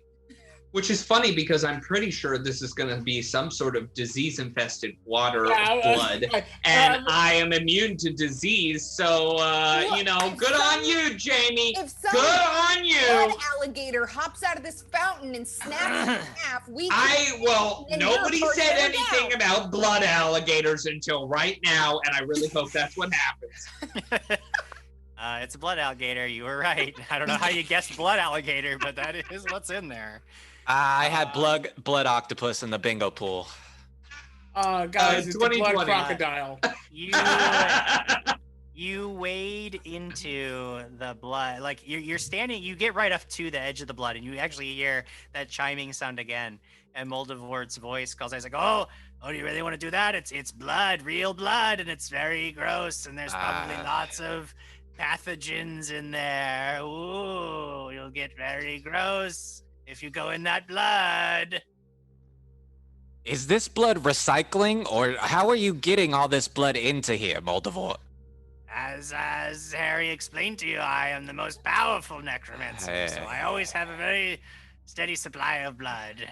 He's the very, very powerful necromancer. Very powerful. Oh, You probably don't want to go in that blood. Here where we are, the blood is probably horrible. Fanray gets in. Oh, look at it. That's very gross. You all better not touch her because now she's covered in blood and it's very disgusting. To you, yes. Yes, I agree. Make a perception check as you sort of dig through and try to find this key. Dirty 20. Dirty 20. You're waiting around for just a few moments, and of course you can't really see through the blood, so you have to dig around in it with your hands, and it is pretty gross. I mean, it's blood. There's a very thick, coppery smell to the air, but eventually your hand does close around the metallic form that when you raise out of the water, it looks to be a key. And that chiming sound rings out over the air. He's like, "Oh, okay, fine, that one was maybe a little easy, but the other ones, you'll never find the other ones for certain because there's clever traps that you can't possibly get through. So you should probably give up and turn around." We should probably quit while we're ahead. I mean, he is such a powerful necromancer. We could...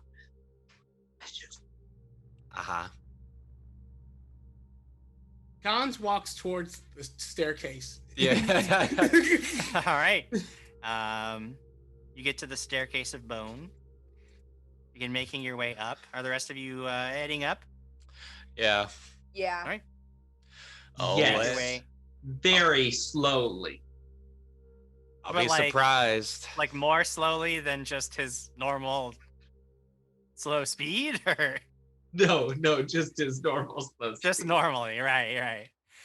You do note that like Fan Ray now leaves a macabre trail of footprints behind her as she climbs out of this pool of blood that's starting to clot against her clothes. It feels really gross and slimy, Ugh. and nasty.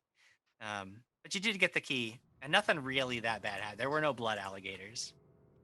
Ugh. To the top of the stairs, in the second level of the tower, you see that the floor is covered in skulls. And the moment you enter, the skulls each burst into this eerie blue flame and lift into the air, forming a swarm of flaming, shrieking bone. Moldivort's voice calls out over the din. I told you! Now you've really fallen into a trap. Good luck figuring out how to get the key hidden in this room, because you won't, because there's too many skulls to search, and they will also burn you. You should have quit while you were ahead, like Harry Popper said, because I am far too powerful for you. Too powerful. Yes. How wide is this room? It's a good 20-foot diameter. 20-foot diameter? Yeah. Okay. Khan Shaka is going to take one of the flasks of holy water and pour it on the ground to make a small puddle. Okay. He's going to step in it and cast Sea Surge. That will basically flood the room. Am I in the room? No, we were going up behind him. Yes, you That's were. fair. Now, Well, we've been very generous with the interpretation of Sea Surge. that's before. literally what it says. You step in a puddle of water. Okay, that's what I just want to make sure that you can Sea Surge when there is not actually much water around. But you know what? Okay. I feel like the water comes tumbling down the stairs, and Harry's like, ah! Solid or liquid surface. Okay. I feel like this is, again, because it's an evocation spell and not a conjuration spell, it doesn't actually create all of the water required. But you know what? Maybe it's just the way the spell is written and I'm being a stickler. A flat 5-foot thick, 10-foot high wall of water between 5 and 15 feet wide surges forward. Okie dokie. I guess I gotta attempt a fortitude save or 30. While you're doing that, I do want to shout out I'm in for life donated for mercies for the players. Oh, Hey, thank you. Mercies. Thank you. A great number of the skeletons fail. Push 20 feet in the wave's direction. So, and they would take 3d6 bludgeoning damage as they are slammed against the far wall by this wave of holy water that appeared. Because once again, we are very loosely interpreting the definition of Sea Surge and the way that it works. They take a total of 11. 11 points of damage. Many of the skulls just shatter or melt away as the holy water sort of sizzles around them. When it's all passed, there are like 3 of them that manage to fly up high enough to avoid the wave of water. But amongst the shattered bones and now inert pieces of skull, you do see an iron key. I know it. I know it. Khan's just going to like walk over to the key, ignoring the other skeletons. They don't even like swoop to attack you or anything. It looks like they were just going to fly around and create chaos. They don't appear to have any purpose to like guard the area. You hear the chiming sound. Oh God. Well, now hold on. That you might have thought you've won, but that was part of my diabolical plan, and now Now you Right. don't have your holy water, do you? So Right. get ready for... It's going to get really bad for you They soon always if say you don't that turn back. Moldivort. They always say that Moldivort saves the best for last. So we should be very, very careful. Very, very careful about what Moldivort is capable of. Khan just grabs the flask that's on Barry's collar and puts it back in his pocket. Okay, I'm ready. I got the key. If this is another skeleton room, I'm gonna be so surprised. Let's go. Okay. You head up the stairs, and this time, you enter a fairly normal-looking room. Oh my God. Collections of bone and blood that you've seen in the other spaces. There's a large, luxurious bed, and a massive oak armoire, and a settee, or however you say the fancy word for it is basically just a couch. Sitting on this fancy couch is a greenish, ghostly figure that looks terribly morose. As you enter the space, its head rises, and you can see ghostly tears streaming down its face. What do you want? Go away. Oh. Well, I'm very surprised. Hey, buddy. Have you seen a key around here? I can't tell you. Do you want a Jack. hug? Okay. Okay. Stands up and like stretches his arms out towards you. And Trevor goes in to hug him. Don't do it. 10d6. As the ghost embraces you, you feel this like cold chill go up your spine, and he looks down at you and he says, "You'll stay with me forever, right? Forever." And we need to roll initiative. Yep, there we go. Oh, God. Curses. Curse and blasphemy. Blasphemy and bad words. 4-letter word. 4-letter word. Just strike. 2 freaking strike. I got a 19, Jim. 19 for old Trebs. Harry Plopper? A wizardly 22. Oh, wow. That's actually Wow. impressive for Harry Goodness. Plopper. Fan Ray? 11. Oh, no. Fan Ray. I'm all sticky from the You're all sticky blood. with blood. Yeah, I know. It's terrible. And Kanshaka. I don't feel right about rolling a 1 and going faster than Fan Ray, but 13. Oh, yikes. My All perception's right. a plus 12.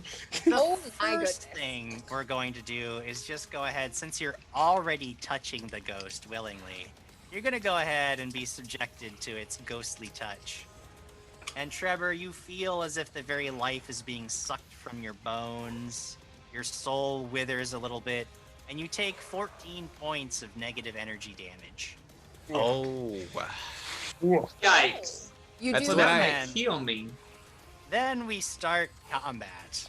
It is this creature's turn first, and it just continues to squeeze you, Trevor.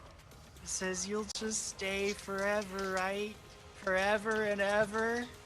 And you take another 9 points of negative energy damage. At this point, probably recoiling away, which seems to frighten. Like the ghost seems like, wait, no, you said you have to come back, and it reaches out for you and attempts to attack you with its second action. This is going to hit armor class 19, Trevor. Nope. All right, so it tries to swipe its hand through you to grab onto you, but you just duck back out of the way. When you do, it lets out this horrible, anguished moan, and I need everybody to attempt a will save. Oh, Is it a mental effect? This is a mental effect. Ha! Not everybody, Jim Jam. oh, thank goodness. 25. 25, that is a success. 15. 16. Trevor and Kanshaka. I use a hero point. Okay. Wait, that's right. We have those. You know That's what? right. Never mind. Yeah, 24. Okay, that's a success. I'm going to save my hero point. Just hit me, Jim. All right. So the rest of you managed to shake off this chilling feeling. But Kanshaka, as you hear this anguished cry, you seem almost infected by this poor creature's terrible, terrible sadness. You are frightened too. Not so much frightened as just horribly depressed. You feel like there's no point to going on. So the effect is similar to frightened too, but you just feel incredibly sad. Now, I'm going to pretend that this is not my only Pathfinder 2 game. Can you just remind me what frightened or... I will tell you exactly what frightened does. You will take a minus, basically the value of your frightened condition. You take a penalty to just about everything, all checks and spell DC. So if you cast a spell, the save DC goes down by 2. However, at the end of your turn, the value of your frightened condition decreases by 1, so you slowly get over it. People are wondering something though, and that is, does Barry need to roll too? Oh no, Barry. Is Barry scared? What is will based off of? It's based on your wisdom. He has a will. Never mind. Barry rolled a 22. Okay, Barry's feeling all right. Cool. Barry is not subject to this horrible moroseness that grips very Kanshaka. strong bear. That was my third action, so Harry Plopper, you are up next. Oh no! Oh no! Well, this is something my mates and I used to do back in school. And he just plops a snowball into his hand and hurls it at said creature. All right, hurl away. So, snowball. All right. That's a natural 20! Oh, wow. Natural 20. Get him. Get him. Get him. All right. 3, 4, 8. It takes a total of 10 points of damage and is has minus 10 feet taken from its movement speed. Okay. You note that this creature, like the snowball, like passes through it, and it actually seems to like slow down a little bit as it's passing through the ghost. And there is this like bloom of frost through the ghostly apparition, but it's not all that much. It seems as if this cold effect isn't all that damaging to this ghostly creature. Oh, that's what I was wondering, is the cold. All right. But I believe those are your 2 actions. Those are my 2 That's all you actions. can do. Trevor, you're up next. You're standing right next to this ghost that hugged you, and it hurt quite a bit. It was not a good feeling. See, this is why you should beat up kids and not hug them. Trevor is going to, with his first action, go into a rage. Okay, you get mad. Get mad. I have raging intimidation as a feat, Jim. Mm-hmm. Yeah. Your fury fills your foes with fear. Do ghosts have a fear effect? You cannot scare the ghost. No. Okay. It's cool. It's cool. Then I am going to strike this ghost down without really thinking that my blade will probably go through it. That's that's a 19 on the die. For a 28. 28, that is a hit. Is that a critical hit? No. Can Ghost be... I don't like how you said no with that kind of attitude, sir. But it's cool. Oh, 15 plus 11, 26 damage. 26 points of damage. All right. Your sword passes through. It is a magical blade, is it not? It just has the striking rune.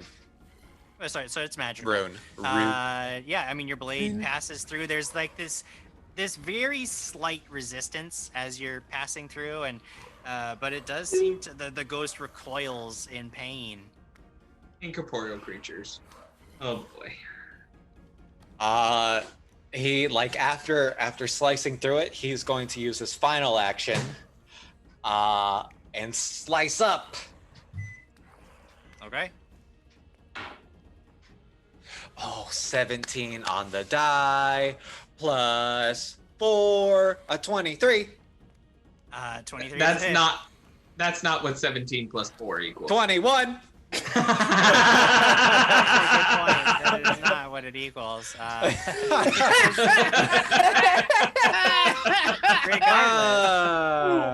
Regardless of your terrible math, 21. That is a success. That is a hit. Hey, both me and Trevor all have a 9 for intelligence, okay?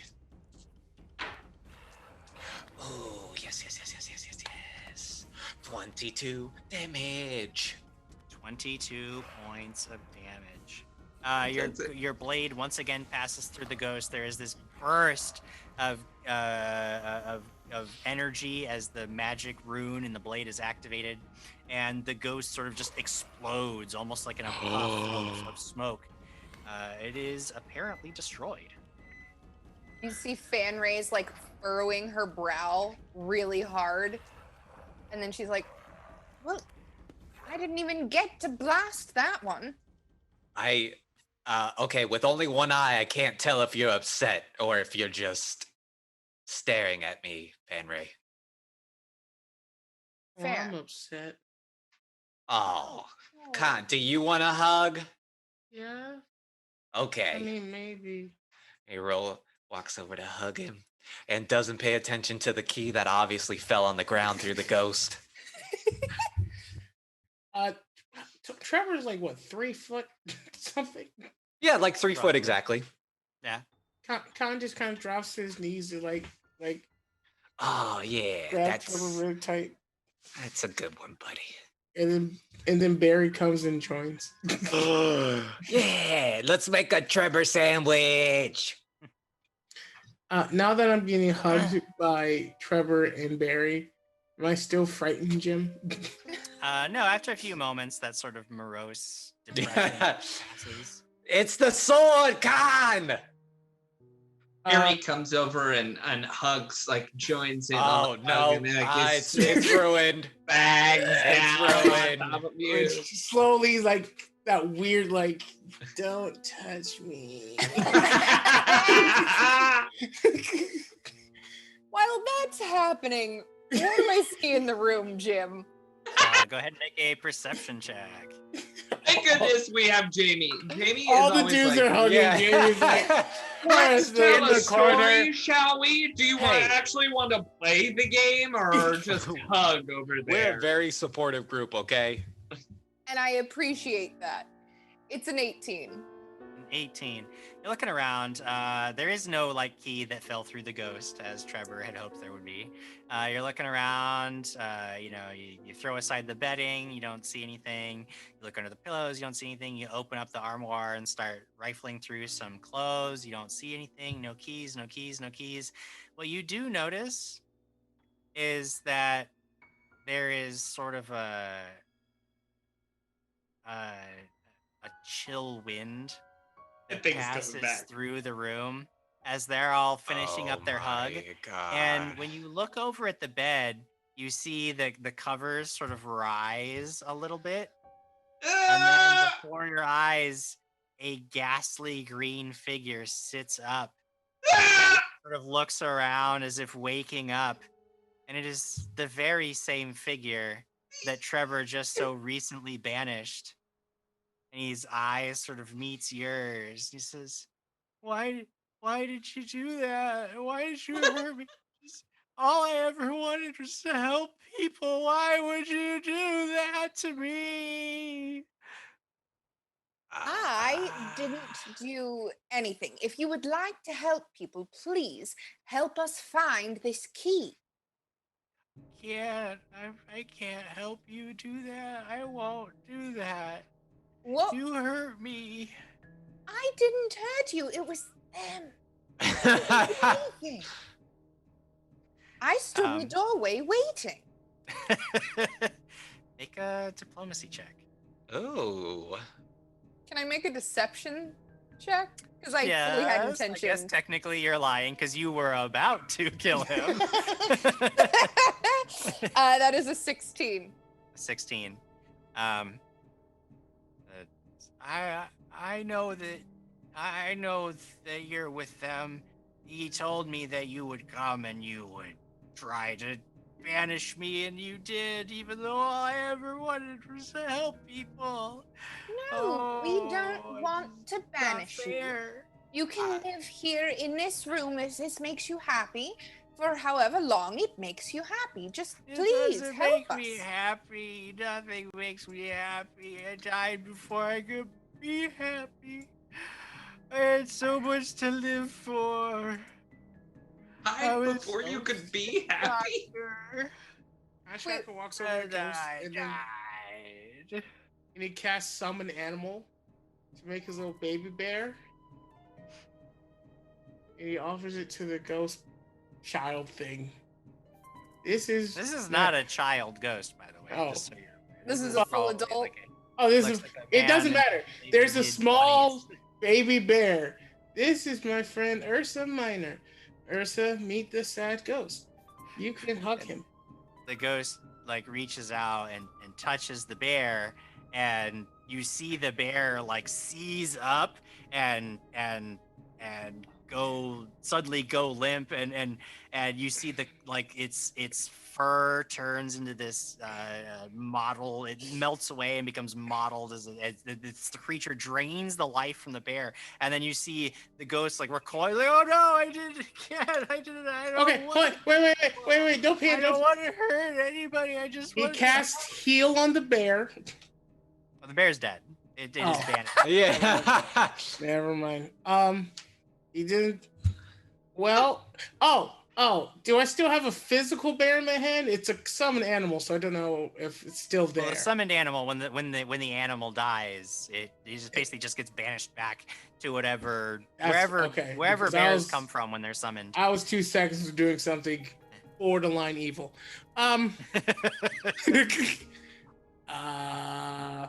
What is it, Harry Ploppa?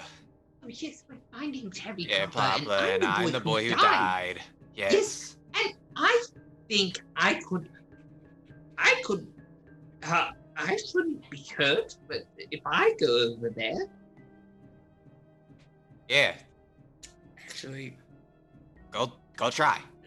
Yeah. Would you like a hug, a good hug from someone without hurting them? I guess that sounds okay.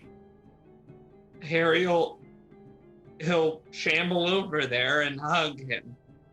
You see the ghost sort of reaches out very hesitantly, almost as if you're gonna shock him. He touches you. I was thinking and about you feel this flow of negative energy, but it doesn't harm you. And suddenly the ghost seems to be a little more. He's like, wow, you're. I guess. Wow, I haven't actually. Everything I've touched has died, but not you.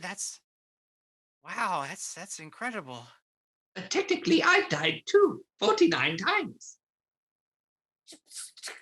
Wow. What? Do you want to thumb rest him? No, that sounds weird.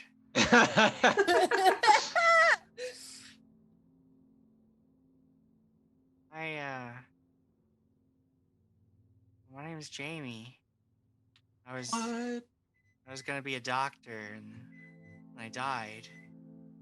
And I was really sad because all I ever wanted to do was help people, but everything I touched after I died would wither like the bear. And I didn't want to hurt anything. I just wanted to help. You could be my doctor. I guess you're right, but you're not really hurt, though. No, but you're healing me right now.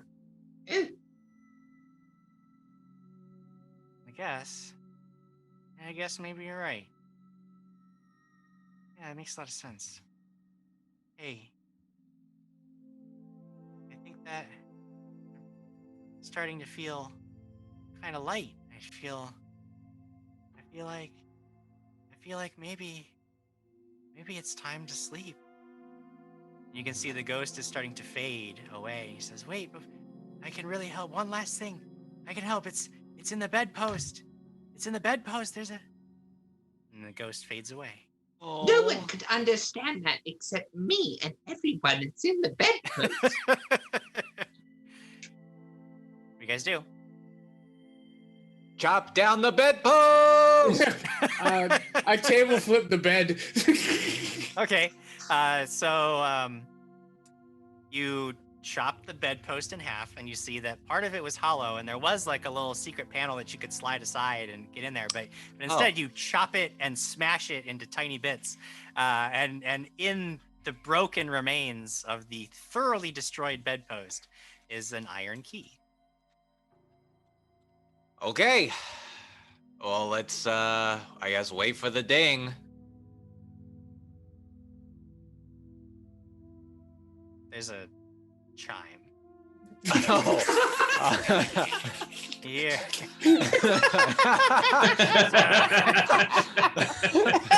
Everyone's just like, Oh, you found the keys. Good that you found the keys, which was exactly what I knew you would do. So now, this is your last chance to turn back before the end comes for you. Here in Tower of Bone. My evil plot is almost complete, so run away. And we definitely should run away, everyone. Let's go. We're not running away. Moldivort!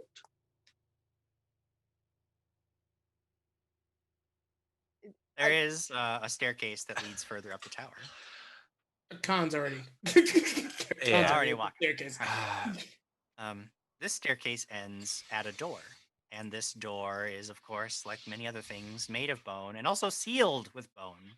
It is held shut by 3 great skeletal hands. Each hand has a keyhole set in one of its great wide finger bones. Okay, if this is a puzzle, then Fenray, your key goes on the bottom. Khan, your key goes in the middle, and my key goes on top. But I can't reach, so can someone give me a boost? You could stand on my shoulders. Oh, I'm sorry. I'm sorry. Nope, I don't want to touch you.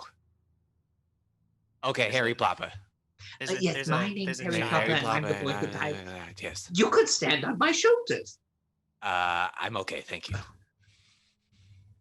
There's a chime through the air, and you hear Moldivort's voice cries like, "Yes, indeed, it is a puzzle that you will never solve. Good luck doing that, because if you get it wrong, then you will be dead soon. So be very careful and don't put any of the keys.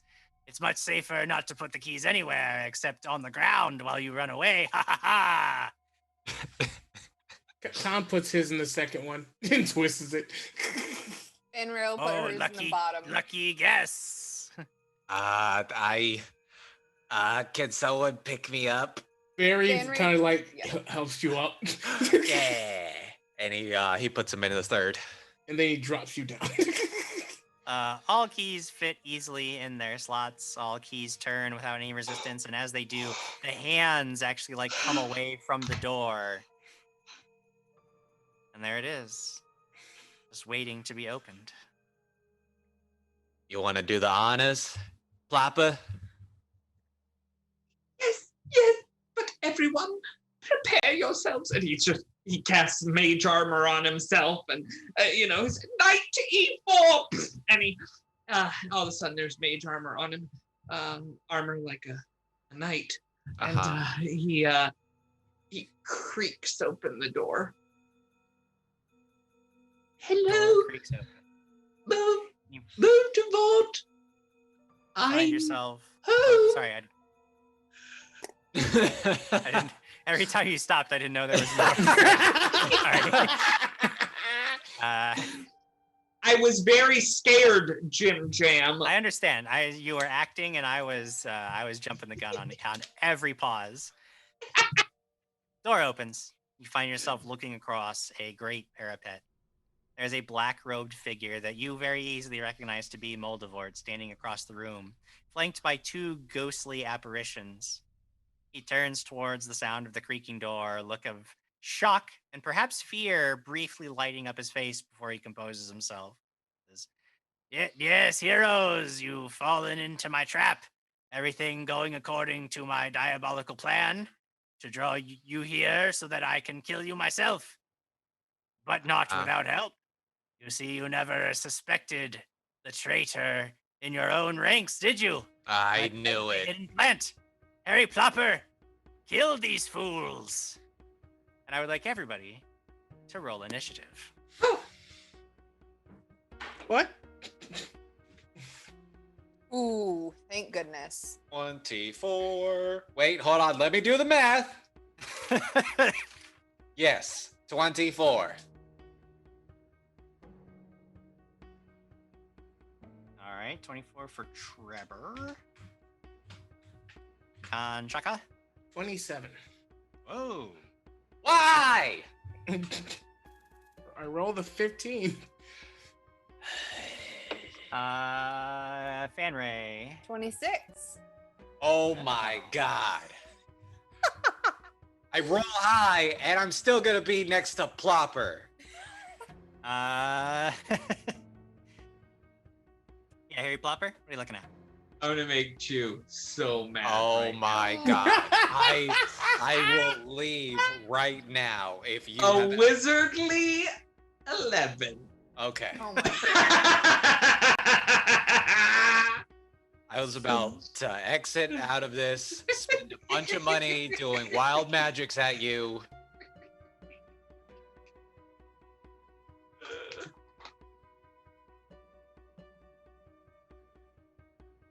All right, Kanshaka, you see Moldivort raise his finger. He says, Harry Plopper, kill these fools. You're the first to react. What do you do? Harry, go. And then he stares daggers at Plopper. Harry, go. Wait, well, let me rephrase that. He says, Harry, go towards Moldivort. Go towards Moldivort. And then he stares dagger at Harry Plopper, daring him to do something. All right, Barry goes rushing across the field. There are, again, these two they look like shimmering red, misty apparitions that are near Moldivort, and then there's Moldivort himself. Where does Barry go to? If that's what happened, I didn't know there was those two apparitions. Apparitions? So he would have cast Magic Fang on Barry first, then commanded him to go. Okay. All right, so with that in mind, where does Barry go? Moldivort. Moldivort, right up to Moldivort. So Barry gets right up next to Moldivort. Barry has two actions, so he can do one more thing. 23. 23 is a hit. 2d8 plus 4, because he's not a large creature right now. That is 10 points of damage. All right. Reeks a claw across Moldivort's chest, screams out in pain. Ah! Ow! Stop it! Ah! Harry Plopper, they're attacking me! Kill them! And Moldivort is actually the next to go. Seeing that there is a big old bear in his way, he sort of steps back, raises his hands, and begins an arcane gesture. You see the clouds off the tower begin to flash with lightning. And some of that electrical energy collects in Moldivort's hands, and he just blasts it in a line forward. It's going to catch Kanshaka and Barry. No. They both need to make a reflex save. Okay. Barry's is 11. Mine is not that good. Barry's going to be black. I'm going to be blue. I am 21. Barry's going to be 21. Nice. All right. A 21 is a failure. This lightning bolt blasts through Barry, continues right into Kanshaka, and the both of you take 28 points of electricity. I'm going to go ahead and use both these mercies real quick. Jesus, Jim. Yikes! I'm glad I'm on his team. Oh my God. So bring it down to 20. Ray. Wait, I failed, so I take 20. Good God, Jim. It was a step and then a 2-action cast. Fanray, your eye, like you have to blink away the spots from this bolt of lightning that just stabs through both of your companions. And it is now your turn. It's only fair I return the favor. Oh. So I will set my gaze on good old Moldy. All right. And shoot a eye laser beam. Eye laser beam. Yeah. That is a 7. But I have a hero point. Yes. Okay. Good call.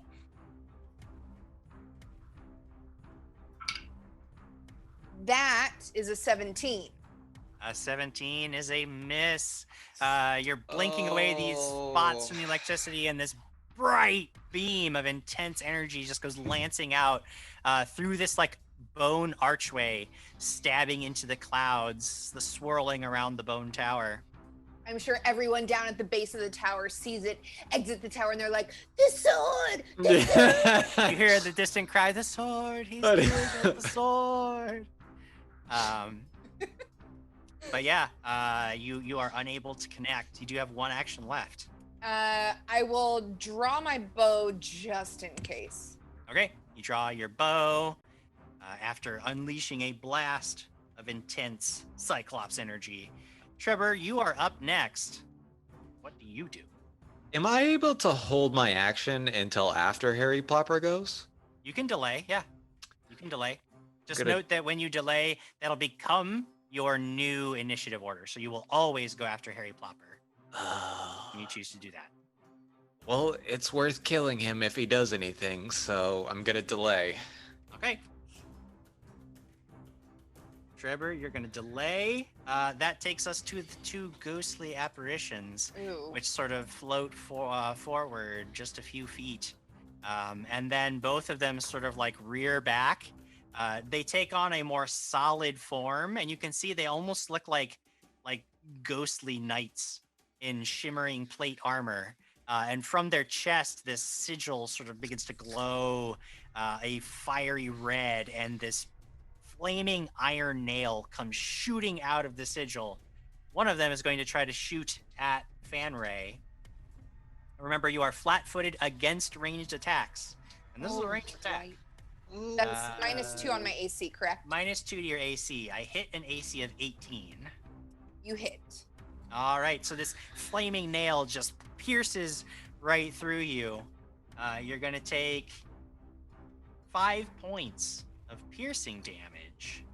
Okie dokie. And I need you to make a fortitude save. I knew it was coming. Gross. Natural 20 for 26. You're okay. The nail just like fades away into nothingness. There is one more of these creatures which is going to fire a nail at Trevor. Oh. We're not flat-footed to these attacks. So this one's going to come sailing in. This fiery nail comes in and hits an armor class of 20. That is exactly my armor clash. Ooh, the nail pierces flesh. You take 3 points of piercing damage, and I need a fortitude save. Yeah.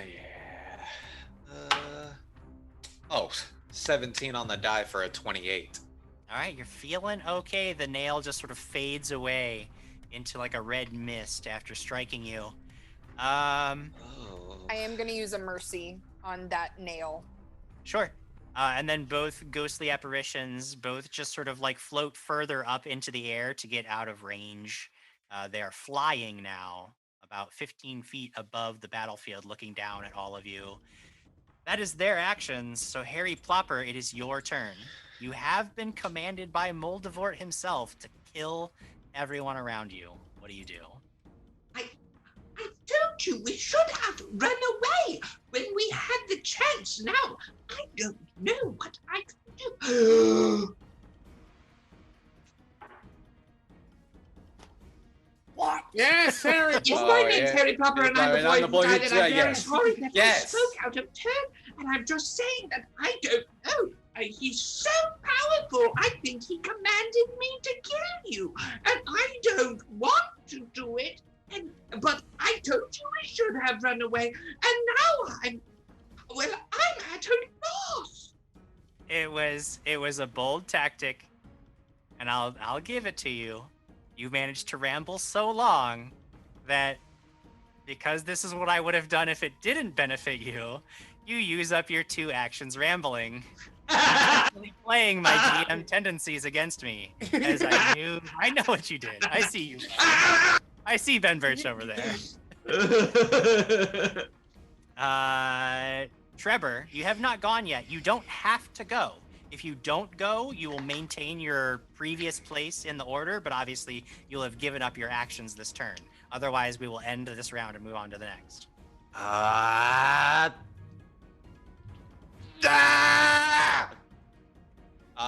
far is Moldivort?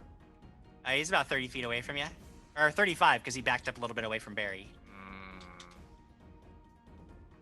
Can I still hit him if I move 30 feet? No. I have a 9-foot long greatsword. It doesn't give you reach. How does it not give me reach, Jim? Because you have very stubby arms. You would still T-Rex arms? He's got 1 inch 3 feet. Yep. You would need another 3 feet of distance. I'm gonna... Oh, wait. Hold on.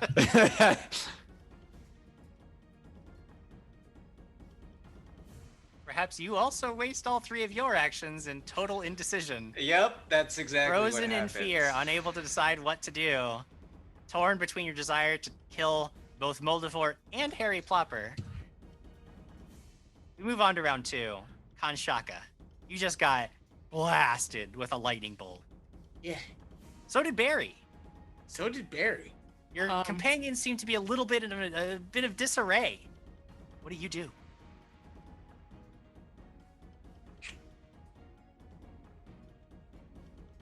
Kanshaka, with all the anger in his eyes, will use 1 action to get closer to Moldivort. Sure. And then he's going to yeet flames at him. Okay. You move up, produce some flames, and yeet them forward. Go ahead and roll your attack. 28. Oh yeah, that hits. Is that a crit by any chance? No, it is not a crit. 5 points of fire damage. 5 points of fire damage as the bolt strikes Moldivort. His robes singeing slightly. And then Barry's going to bite and claw. I don't believe that you can command Barry to do that. I told Barry to attack, so he would act on his own. Unfortunately, you can't have standing commands that just continue. If you That want to use is Barry's 2 actions, dumb. That is dumb. That's What? the way that I am that's calling how they- Paizo tomorrow and saying that is dumb. And that what they're going to tell you He's is not a goldfish. He doesn't forget commands in 6 seconds. No, well, I'm just saying. I know That's the I'm way saying, Jim. If you I'm want- saying that's dumb. If you want Barry to do Barry things, you have to command him to do them every round. You spend one of your actions to give Barry 2 actions. That's the way it works. Jim, did you forget what to do 6 seconds ago? Did you have I'm a not a puppy? bear. Does the puppy I'm not forget a his bear. day? You're not a didn't bear, get Jim. I bet the blasted bear by a remembers lightning what bolt. to do 6 seconds ago. I bet the lightning bear doesn't scared need him. commands to hit the guy who hit him with He electricity. got frightened. and now he's He did scared of not. The lightning He bolt. got hit with electricity and he's now trying to kill the thing. Fine. I'll remember to make sure to Hey, look, remind I let you sea surge away a whole room of undead. I played it by definitely the should- written. I followed the rules, Jim. It says It's Moldivort's turn, and he does things. In fact, the thing that he does is forget what to do every 6 seconds. is cast a spell, and suddenly there are multiple Moldivorts, sort of like all in the same area. Almost as if when you attack them, you won't know quite which one is the real Moldivort and which is but an illusion. I cast John Cena. Yes. He puts a little bit more distance between the bear and himself. That is the end of his turn. Fanray, what do you do? These flying red apparitions. Yes. What would I need? What type of check would I need to know what they are? If you were looking to identify those things, you would go with a religion check. Okie dokie, that's not gonna happen. So, I'm gonna take a shot into the group of moldies with my bow. With the bow. Okay. Go for it. That's a natural 20. Oh, you should have done with the eyeball! I am so upset. Blow his freaking face off. Now, the important thing is to roll a d4. It's It is a what? 24 total, just so you know. Okay. D4, it's a 3. A 3. This arrow looks like it's going right for Moldivort's head. And it does pass right through his left eye, and a shimmering mirage just pops out of existence. A solid hit, one of your best shots ever, but it was all an illusion. That could have been 200 damage. I'm so upset. It could have been. Well, You have 2 actions left. If I'm gonna keep rolling like this, I might as well ride this train, focusing my vision on the Moldivort. Nope. Yeah, on the Moldivorts. I said it. It came out of my mouth. On the Moldivorts. All right. Remember, you're still taking that. This is the second attack for the round, so you are taking that -5 penalty on top of the -4 for range attacks that you're normally taking. Yes.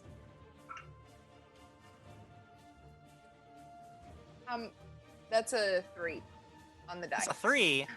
Oh, so negative. Negative. It's actually a 2. Oh, okay. You fire this beam of energy forth, and you nearly cut through Barry, but you managed to you could close your eyes at the last second and turn your head, making sure not to vaporize the bear, who would certainly cause an intense and rageful reaction from your Kanshaka friend. Lamar, I'm not the one that said it. Jim did. He's not wrong, though. I'm just coming to the conclusion that critical failures with a giant cyclops eye might be the worst possible thing ever. What do you want me to do? Not use it? Just not use the Cyclops eye? Come on, don't be an idiot. Fanray, that was the end of your turn. It is now these 2 floating apparitions' turns. They are both going to take more shots.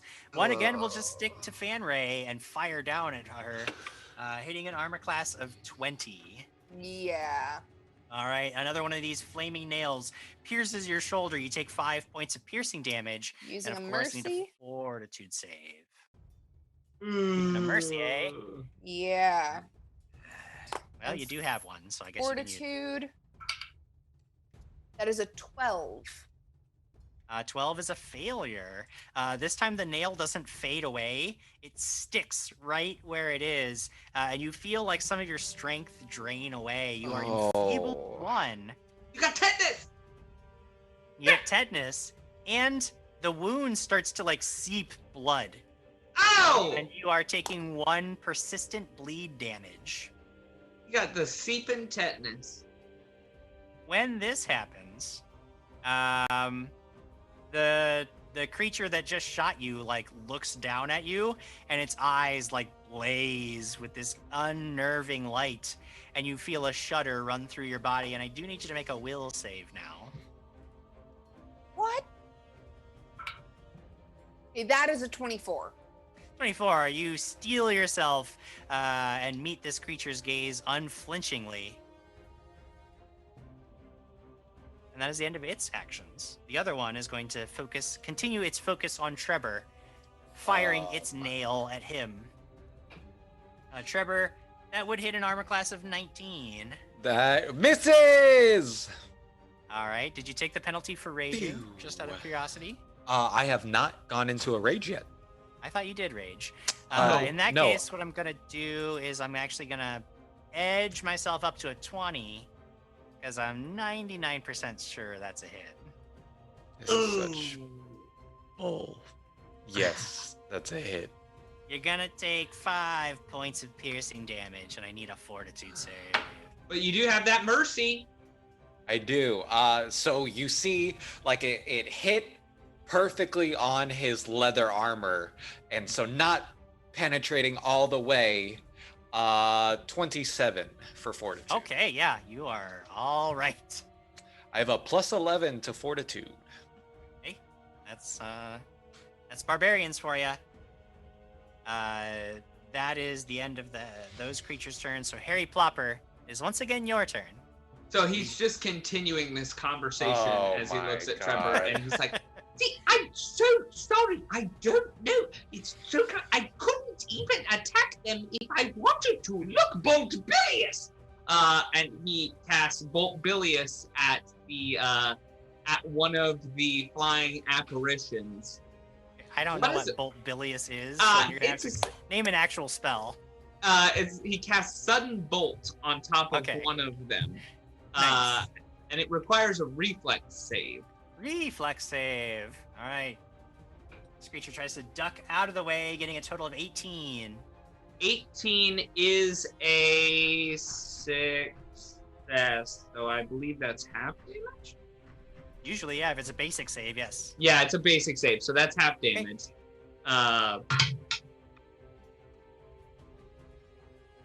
And it takes 17 points of electricity damage. On half? On half. God! So it would have taken 34 points of it's 4d12. I only rolled 2. Oh my goodness. Well, they do say that the reflex is a lonely child. Alrighty then. And then Harry will just look at this creature and sees that he hits it, and then he'll go, "Do you think that's lying?" Yes. What? No, I wasn't lying. That was you're going to be punished very harshly, Harry Plopper, for betraying me. It will be very painful if you don't kill your friends. Who are not your friends, they're your enemies now because I am your friend. Yes. Oh, wow. And that's the end of his turn. Alrighty. Trevor. Trevor is so pissed right now. Really like seething, and it feels his whole body as he goes into a rage. And he's like, "Oh my God, Plopper." This is a buddy cop TV show right here. Want your gun and your badge on my desk, Plopper. Okay, seeing that he actually attacked something, he is not going to strike him down. He is going to move 30 feet up, and is he within striking distance? No, Moldivort had moved back further away, so you have to take another move action to get up to him. I guess I will do that. Sounds good. Oh, so you spend 2 actions. Raging intimidation, fear effect.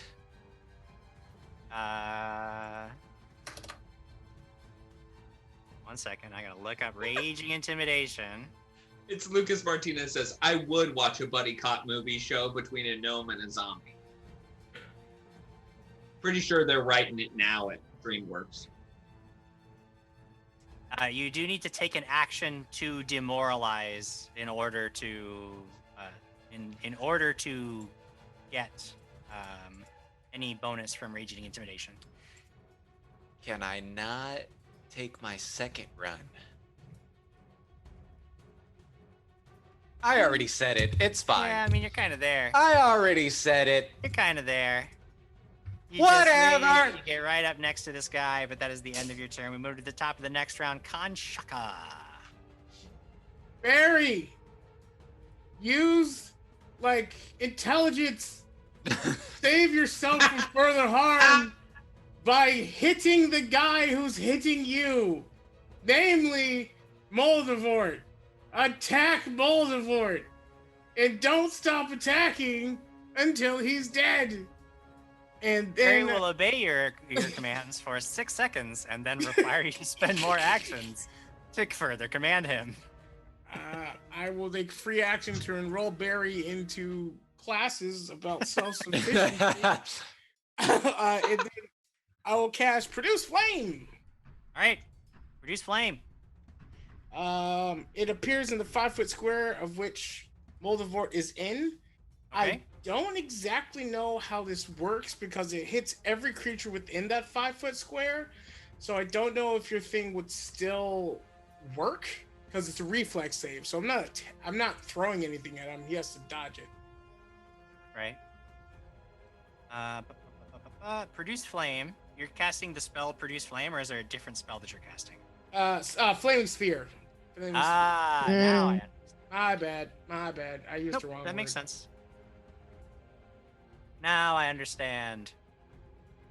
Yeah, he just makes a reflex save.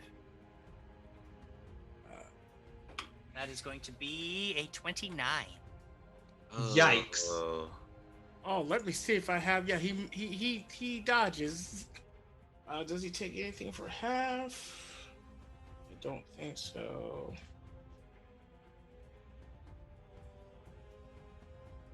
It'll say basic reflex save. If it's for half. Yep. Nope. Just says reflex. Oh well. Yeah, the creature will succeed on the save, take no damage. All right. But you can sustain that spell. So a sustain spell means that every round you can use an action to keep the spell going if you want to.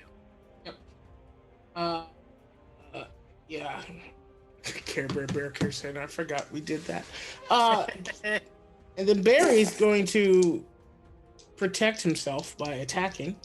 Blackest Claw rushes up to Moldivort, and do you want to bite or claw? First is going to be bite. Well, he has to move because Moldivort had backed away from Barry. So he only gets 2 actions per round. So he'll have to move up, and then he can either bite or claw. He will move up and then bite because it does more damage. All right. 22. 22 hits, but I do need you to roll a d4. Oh, that's right. John Cena and me. 1 is missing. Wouldn't it be a D3? Yeah. Yeah. I shot it through the eye. Yeah, Jim. No, 1. So the previous number that she rolled and 1 become successes. So 1 and 3 are now hits. 2 and 4 are still missing. That's actually a 50%. Good. Because don't help him because I rolled a 1. Okay. So you actually managed to bite down on the real Moldivort, drawing blood as your teeth pierce his flesh. Go ahead and roll that damage. 13 points of damage. Ooh, a hefty sum. Moldivort cries out in pain. Barry Plopper, why would you do this to me? You were supposed to help me. Now I'm being bitten by this horrible bear that will forget to bite me again in 6 seconds. I don't know what I paid the Care Bear Care Center, but it's not. It's clearly not going towards education. The Care Bear Care Center. Of course, I'm Care Bear Care Center. They haven't taught my bear to defend itself. They figured it out in chat. That's the extra cost. Oh God! Right. And you're not going to pay those extra fees. I mean, those things get tacked on all the time, so and they're expensive. useless. Sure, you didn't get the insurance on Barry either, and I didn't think I need insurance. He's a bear. Well, regardless of what insurance you may or may not have needed, Moldivort is not feeling good about getting bitten. He once again raises up his hands, and this time black shadowy tendrils sort of form at his fingertips and lance through Barry. Once again, lancing through Barry, getting you in the same line, and I'm gonna need a fortitude save from Barry and Kanshaka. Okay, Barry. 27 for Barry. All right, Barry is fine. Fortitude. I meant to say will, right, Jim? Fortitude is the correct. 21. 21 is a failure. So Barry with a success is only going to take 3 points of negative energy damage. But you, Kanshaka, take the full brunt of the spell. You take 7 points of negative energy damage, and your wounds are bleeding. You're going to take 1 point of persistent bleed damage. Ooh. 7. And then persistent bleed. Speaking of bleeding persistently, it is Fanray's turn. I'm going to take that point of bleed. Go ahead and get it out of the way. Jim, what else is in this room? Basically, you're just standing on this big, there's like a domed bone structure ahead of you, but there are several arches. You can see like the open sky around. You're basically like the top of this tower. Okay.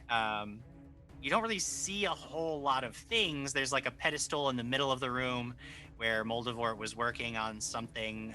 You don't really see what exactly he was doing over there, but it looks like it's some kind of pool of probably a pool of blood, knowing Moldivort.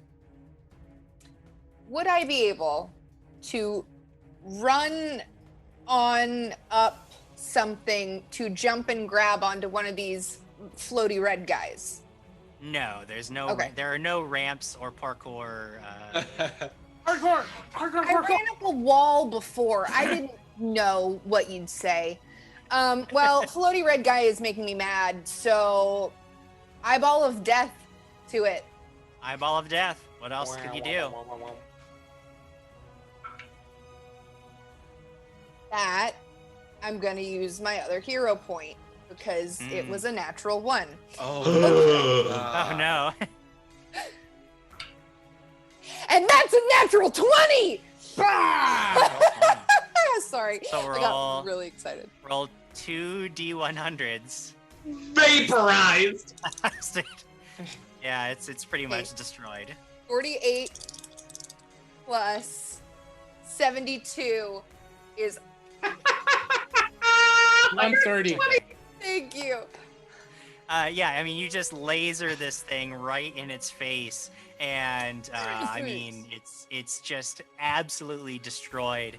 When there's just nothing there. The blast of energy actually blows a hole in the top of this bone dome that makes up the ceiling here, and chunks of bone go scattering everywhere on the battlefield below. Once again, you can hear the distant cries, "Whoa, that sword is so awesome. I can't believe Trevor's up there fighting for us. Wow."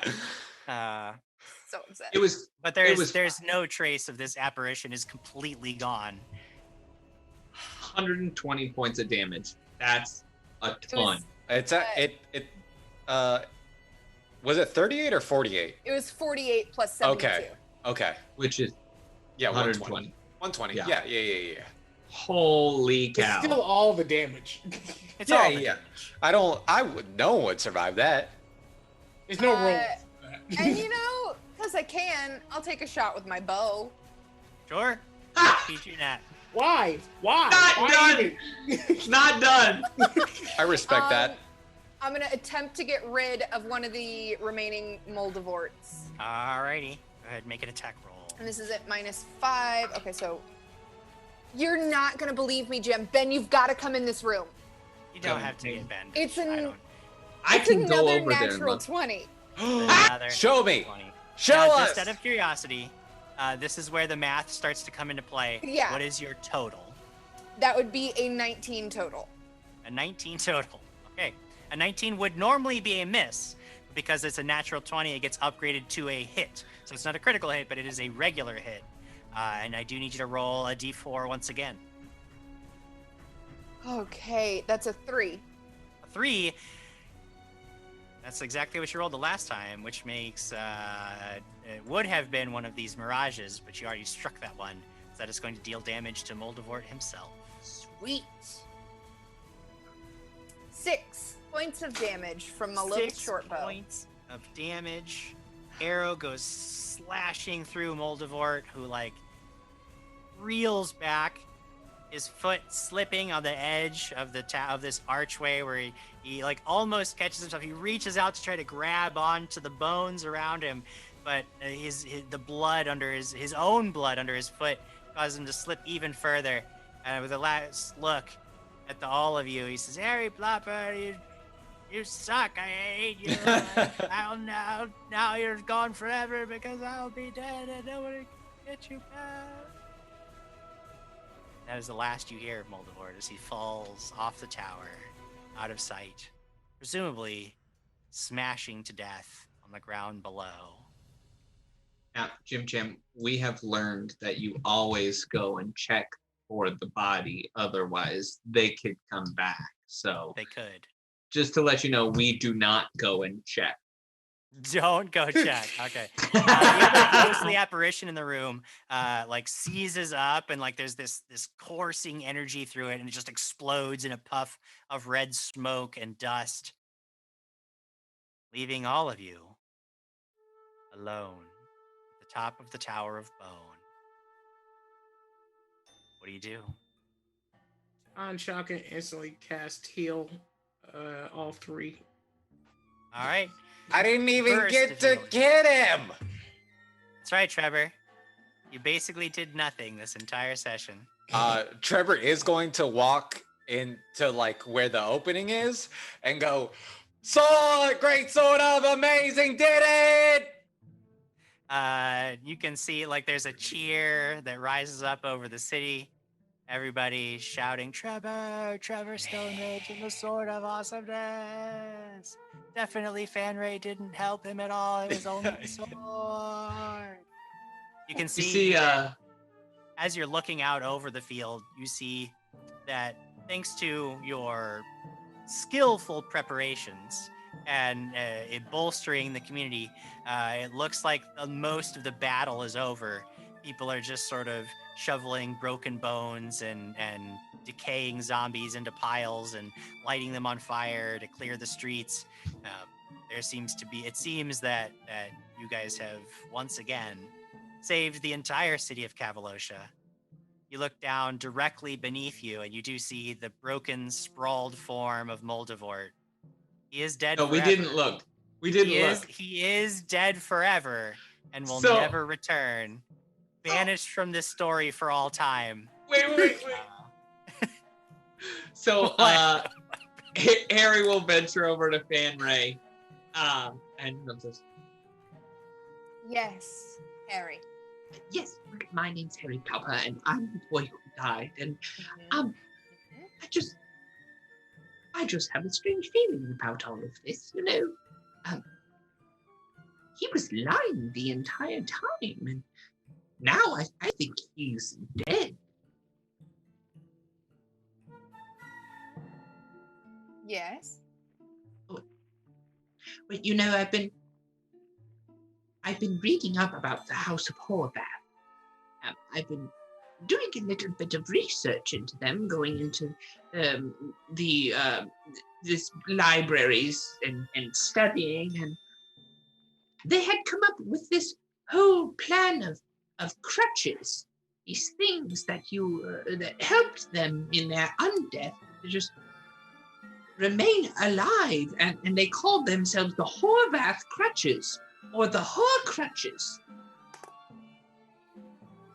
Trevor's gonna walk up behind Harry Plopper and slice him from head to legs. Do you need me to roll for that? No, I mean Harry Plopper easily just sliced this little boy wizard in two as he's talking about the Horcrutches. He falls apart like it's being split at the seam in two halves. Almost certain never to be reformed. That's death 50! That is where we'll end our adventures for tonight. Setting him on fire. Having saved the city once again, defeated Moldivort, and possibly destroyed the legacy of House Horvath forevermore, banishing it from this realm.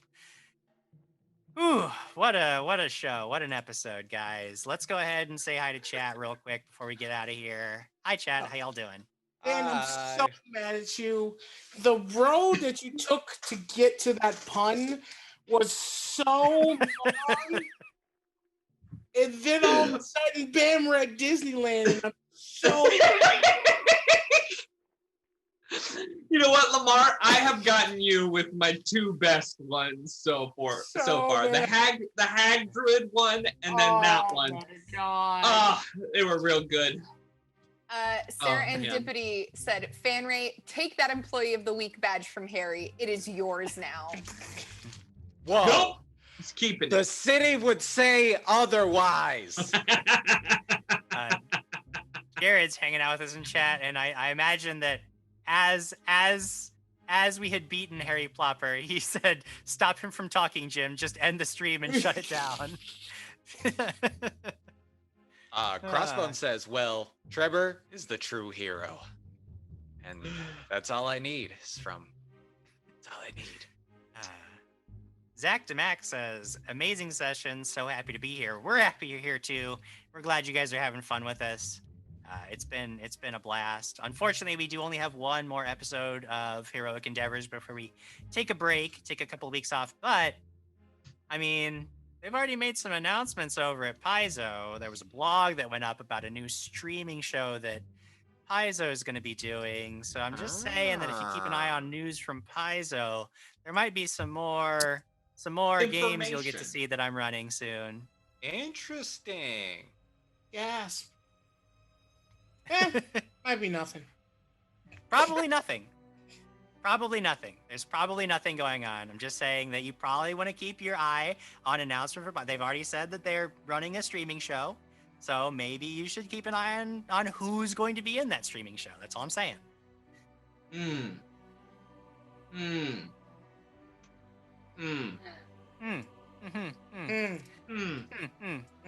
With that, I think we're gonna get out of here, guys.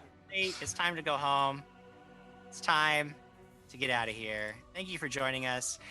Don't forget to tune in tomorrow for Things in Space. And then, of course, as we announced, Runtlord's coming back on Tuesday. Nice! For Runtlords. And then what else do we do? I think everything else is over. I think we ended all of our other shows. But you got the season finale. I mean, that's big. That's big. We got a big season finale next week. And that's going to be exciting, Jim Jam. I'm excited for you. It is going to be exciting. Don't get me wrong. I'm excited for that. We've already talked about Heroic Endeavors. I was just making sure there weren't any other shows that I'm forgetting. Because I think that we've got Heroic Endeavors, Things in Space, Frontlords. That's it. Yep. So used to having so many shows that we've got going on. So things are winding down for the year. We're getting to that holiday stretch of calm. All right. We will well and truly get out of here. Thank you all for joining us. We will see hopefully tomorrow for Things in Space. Definitely next week for more Heroic Endeavors. Goodbye, everybody. Have fun. Bye, guys. Stay safe. Get out. Wear a mask. Wash your hands. That fam, best fam. Bye-bye. Woo-hoo. Yay. Bottom, there it is. Okay, now we're doing it. Bye.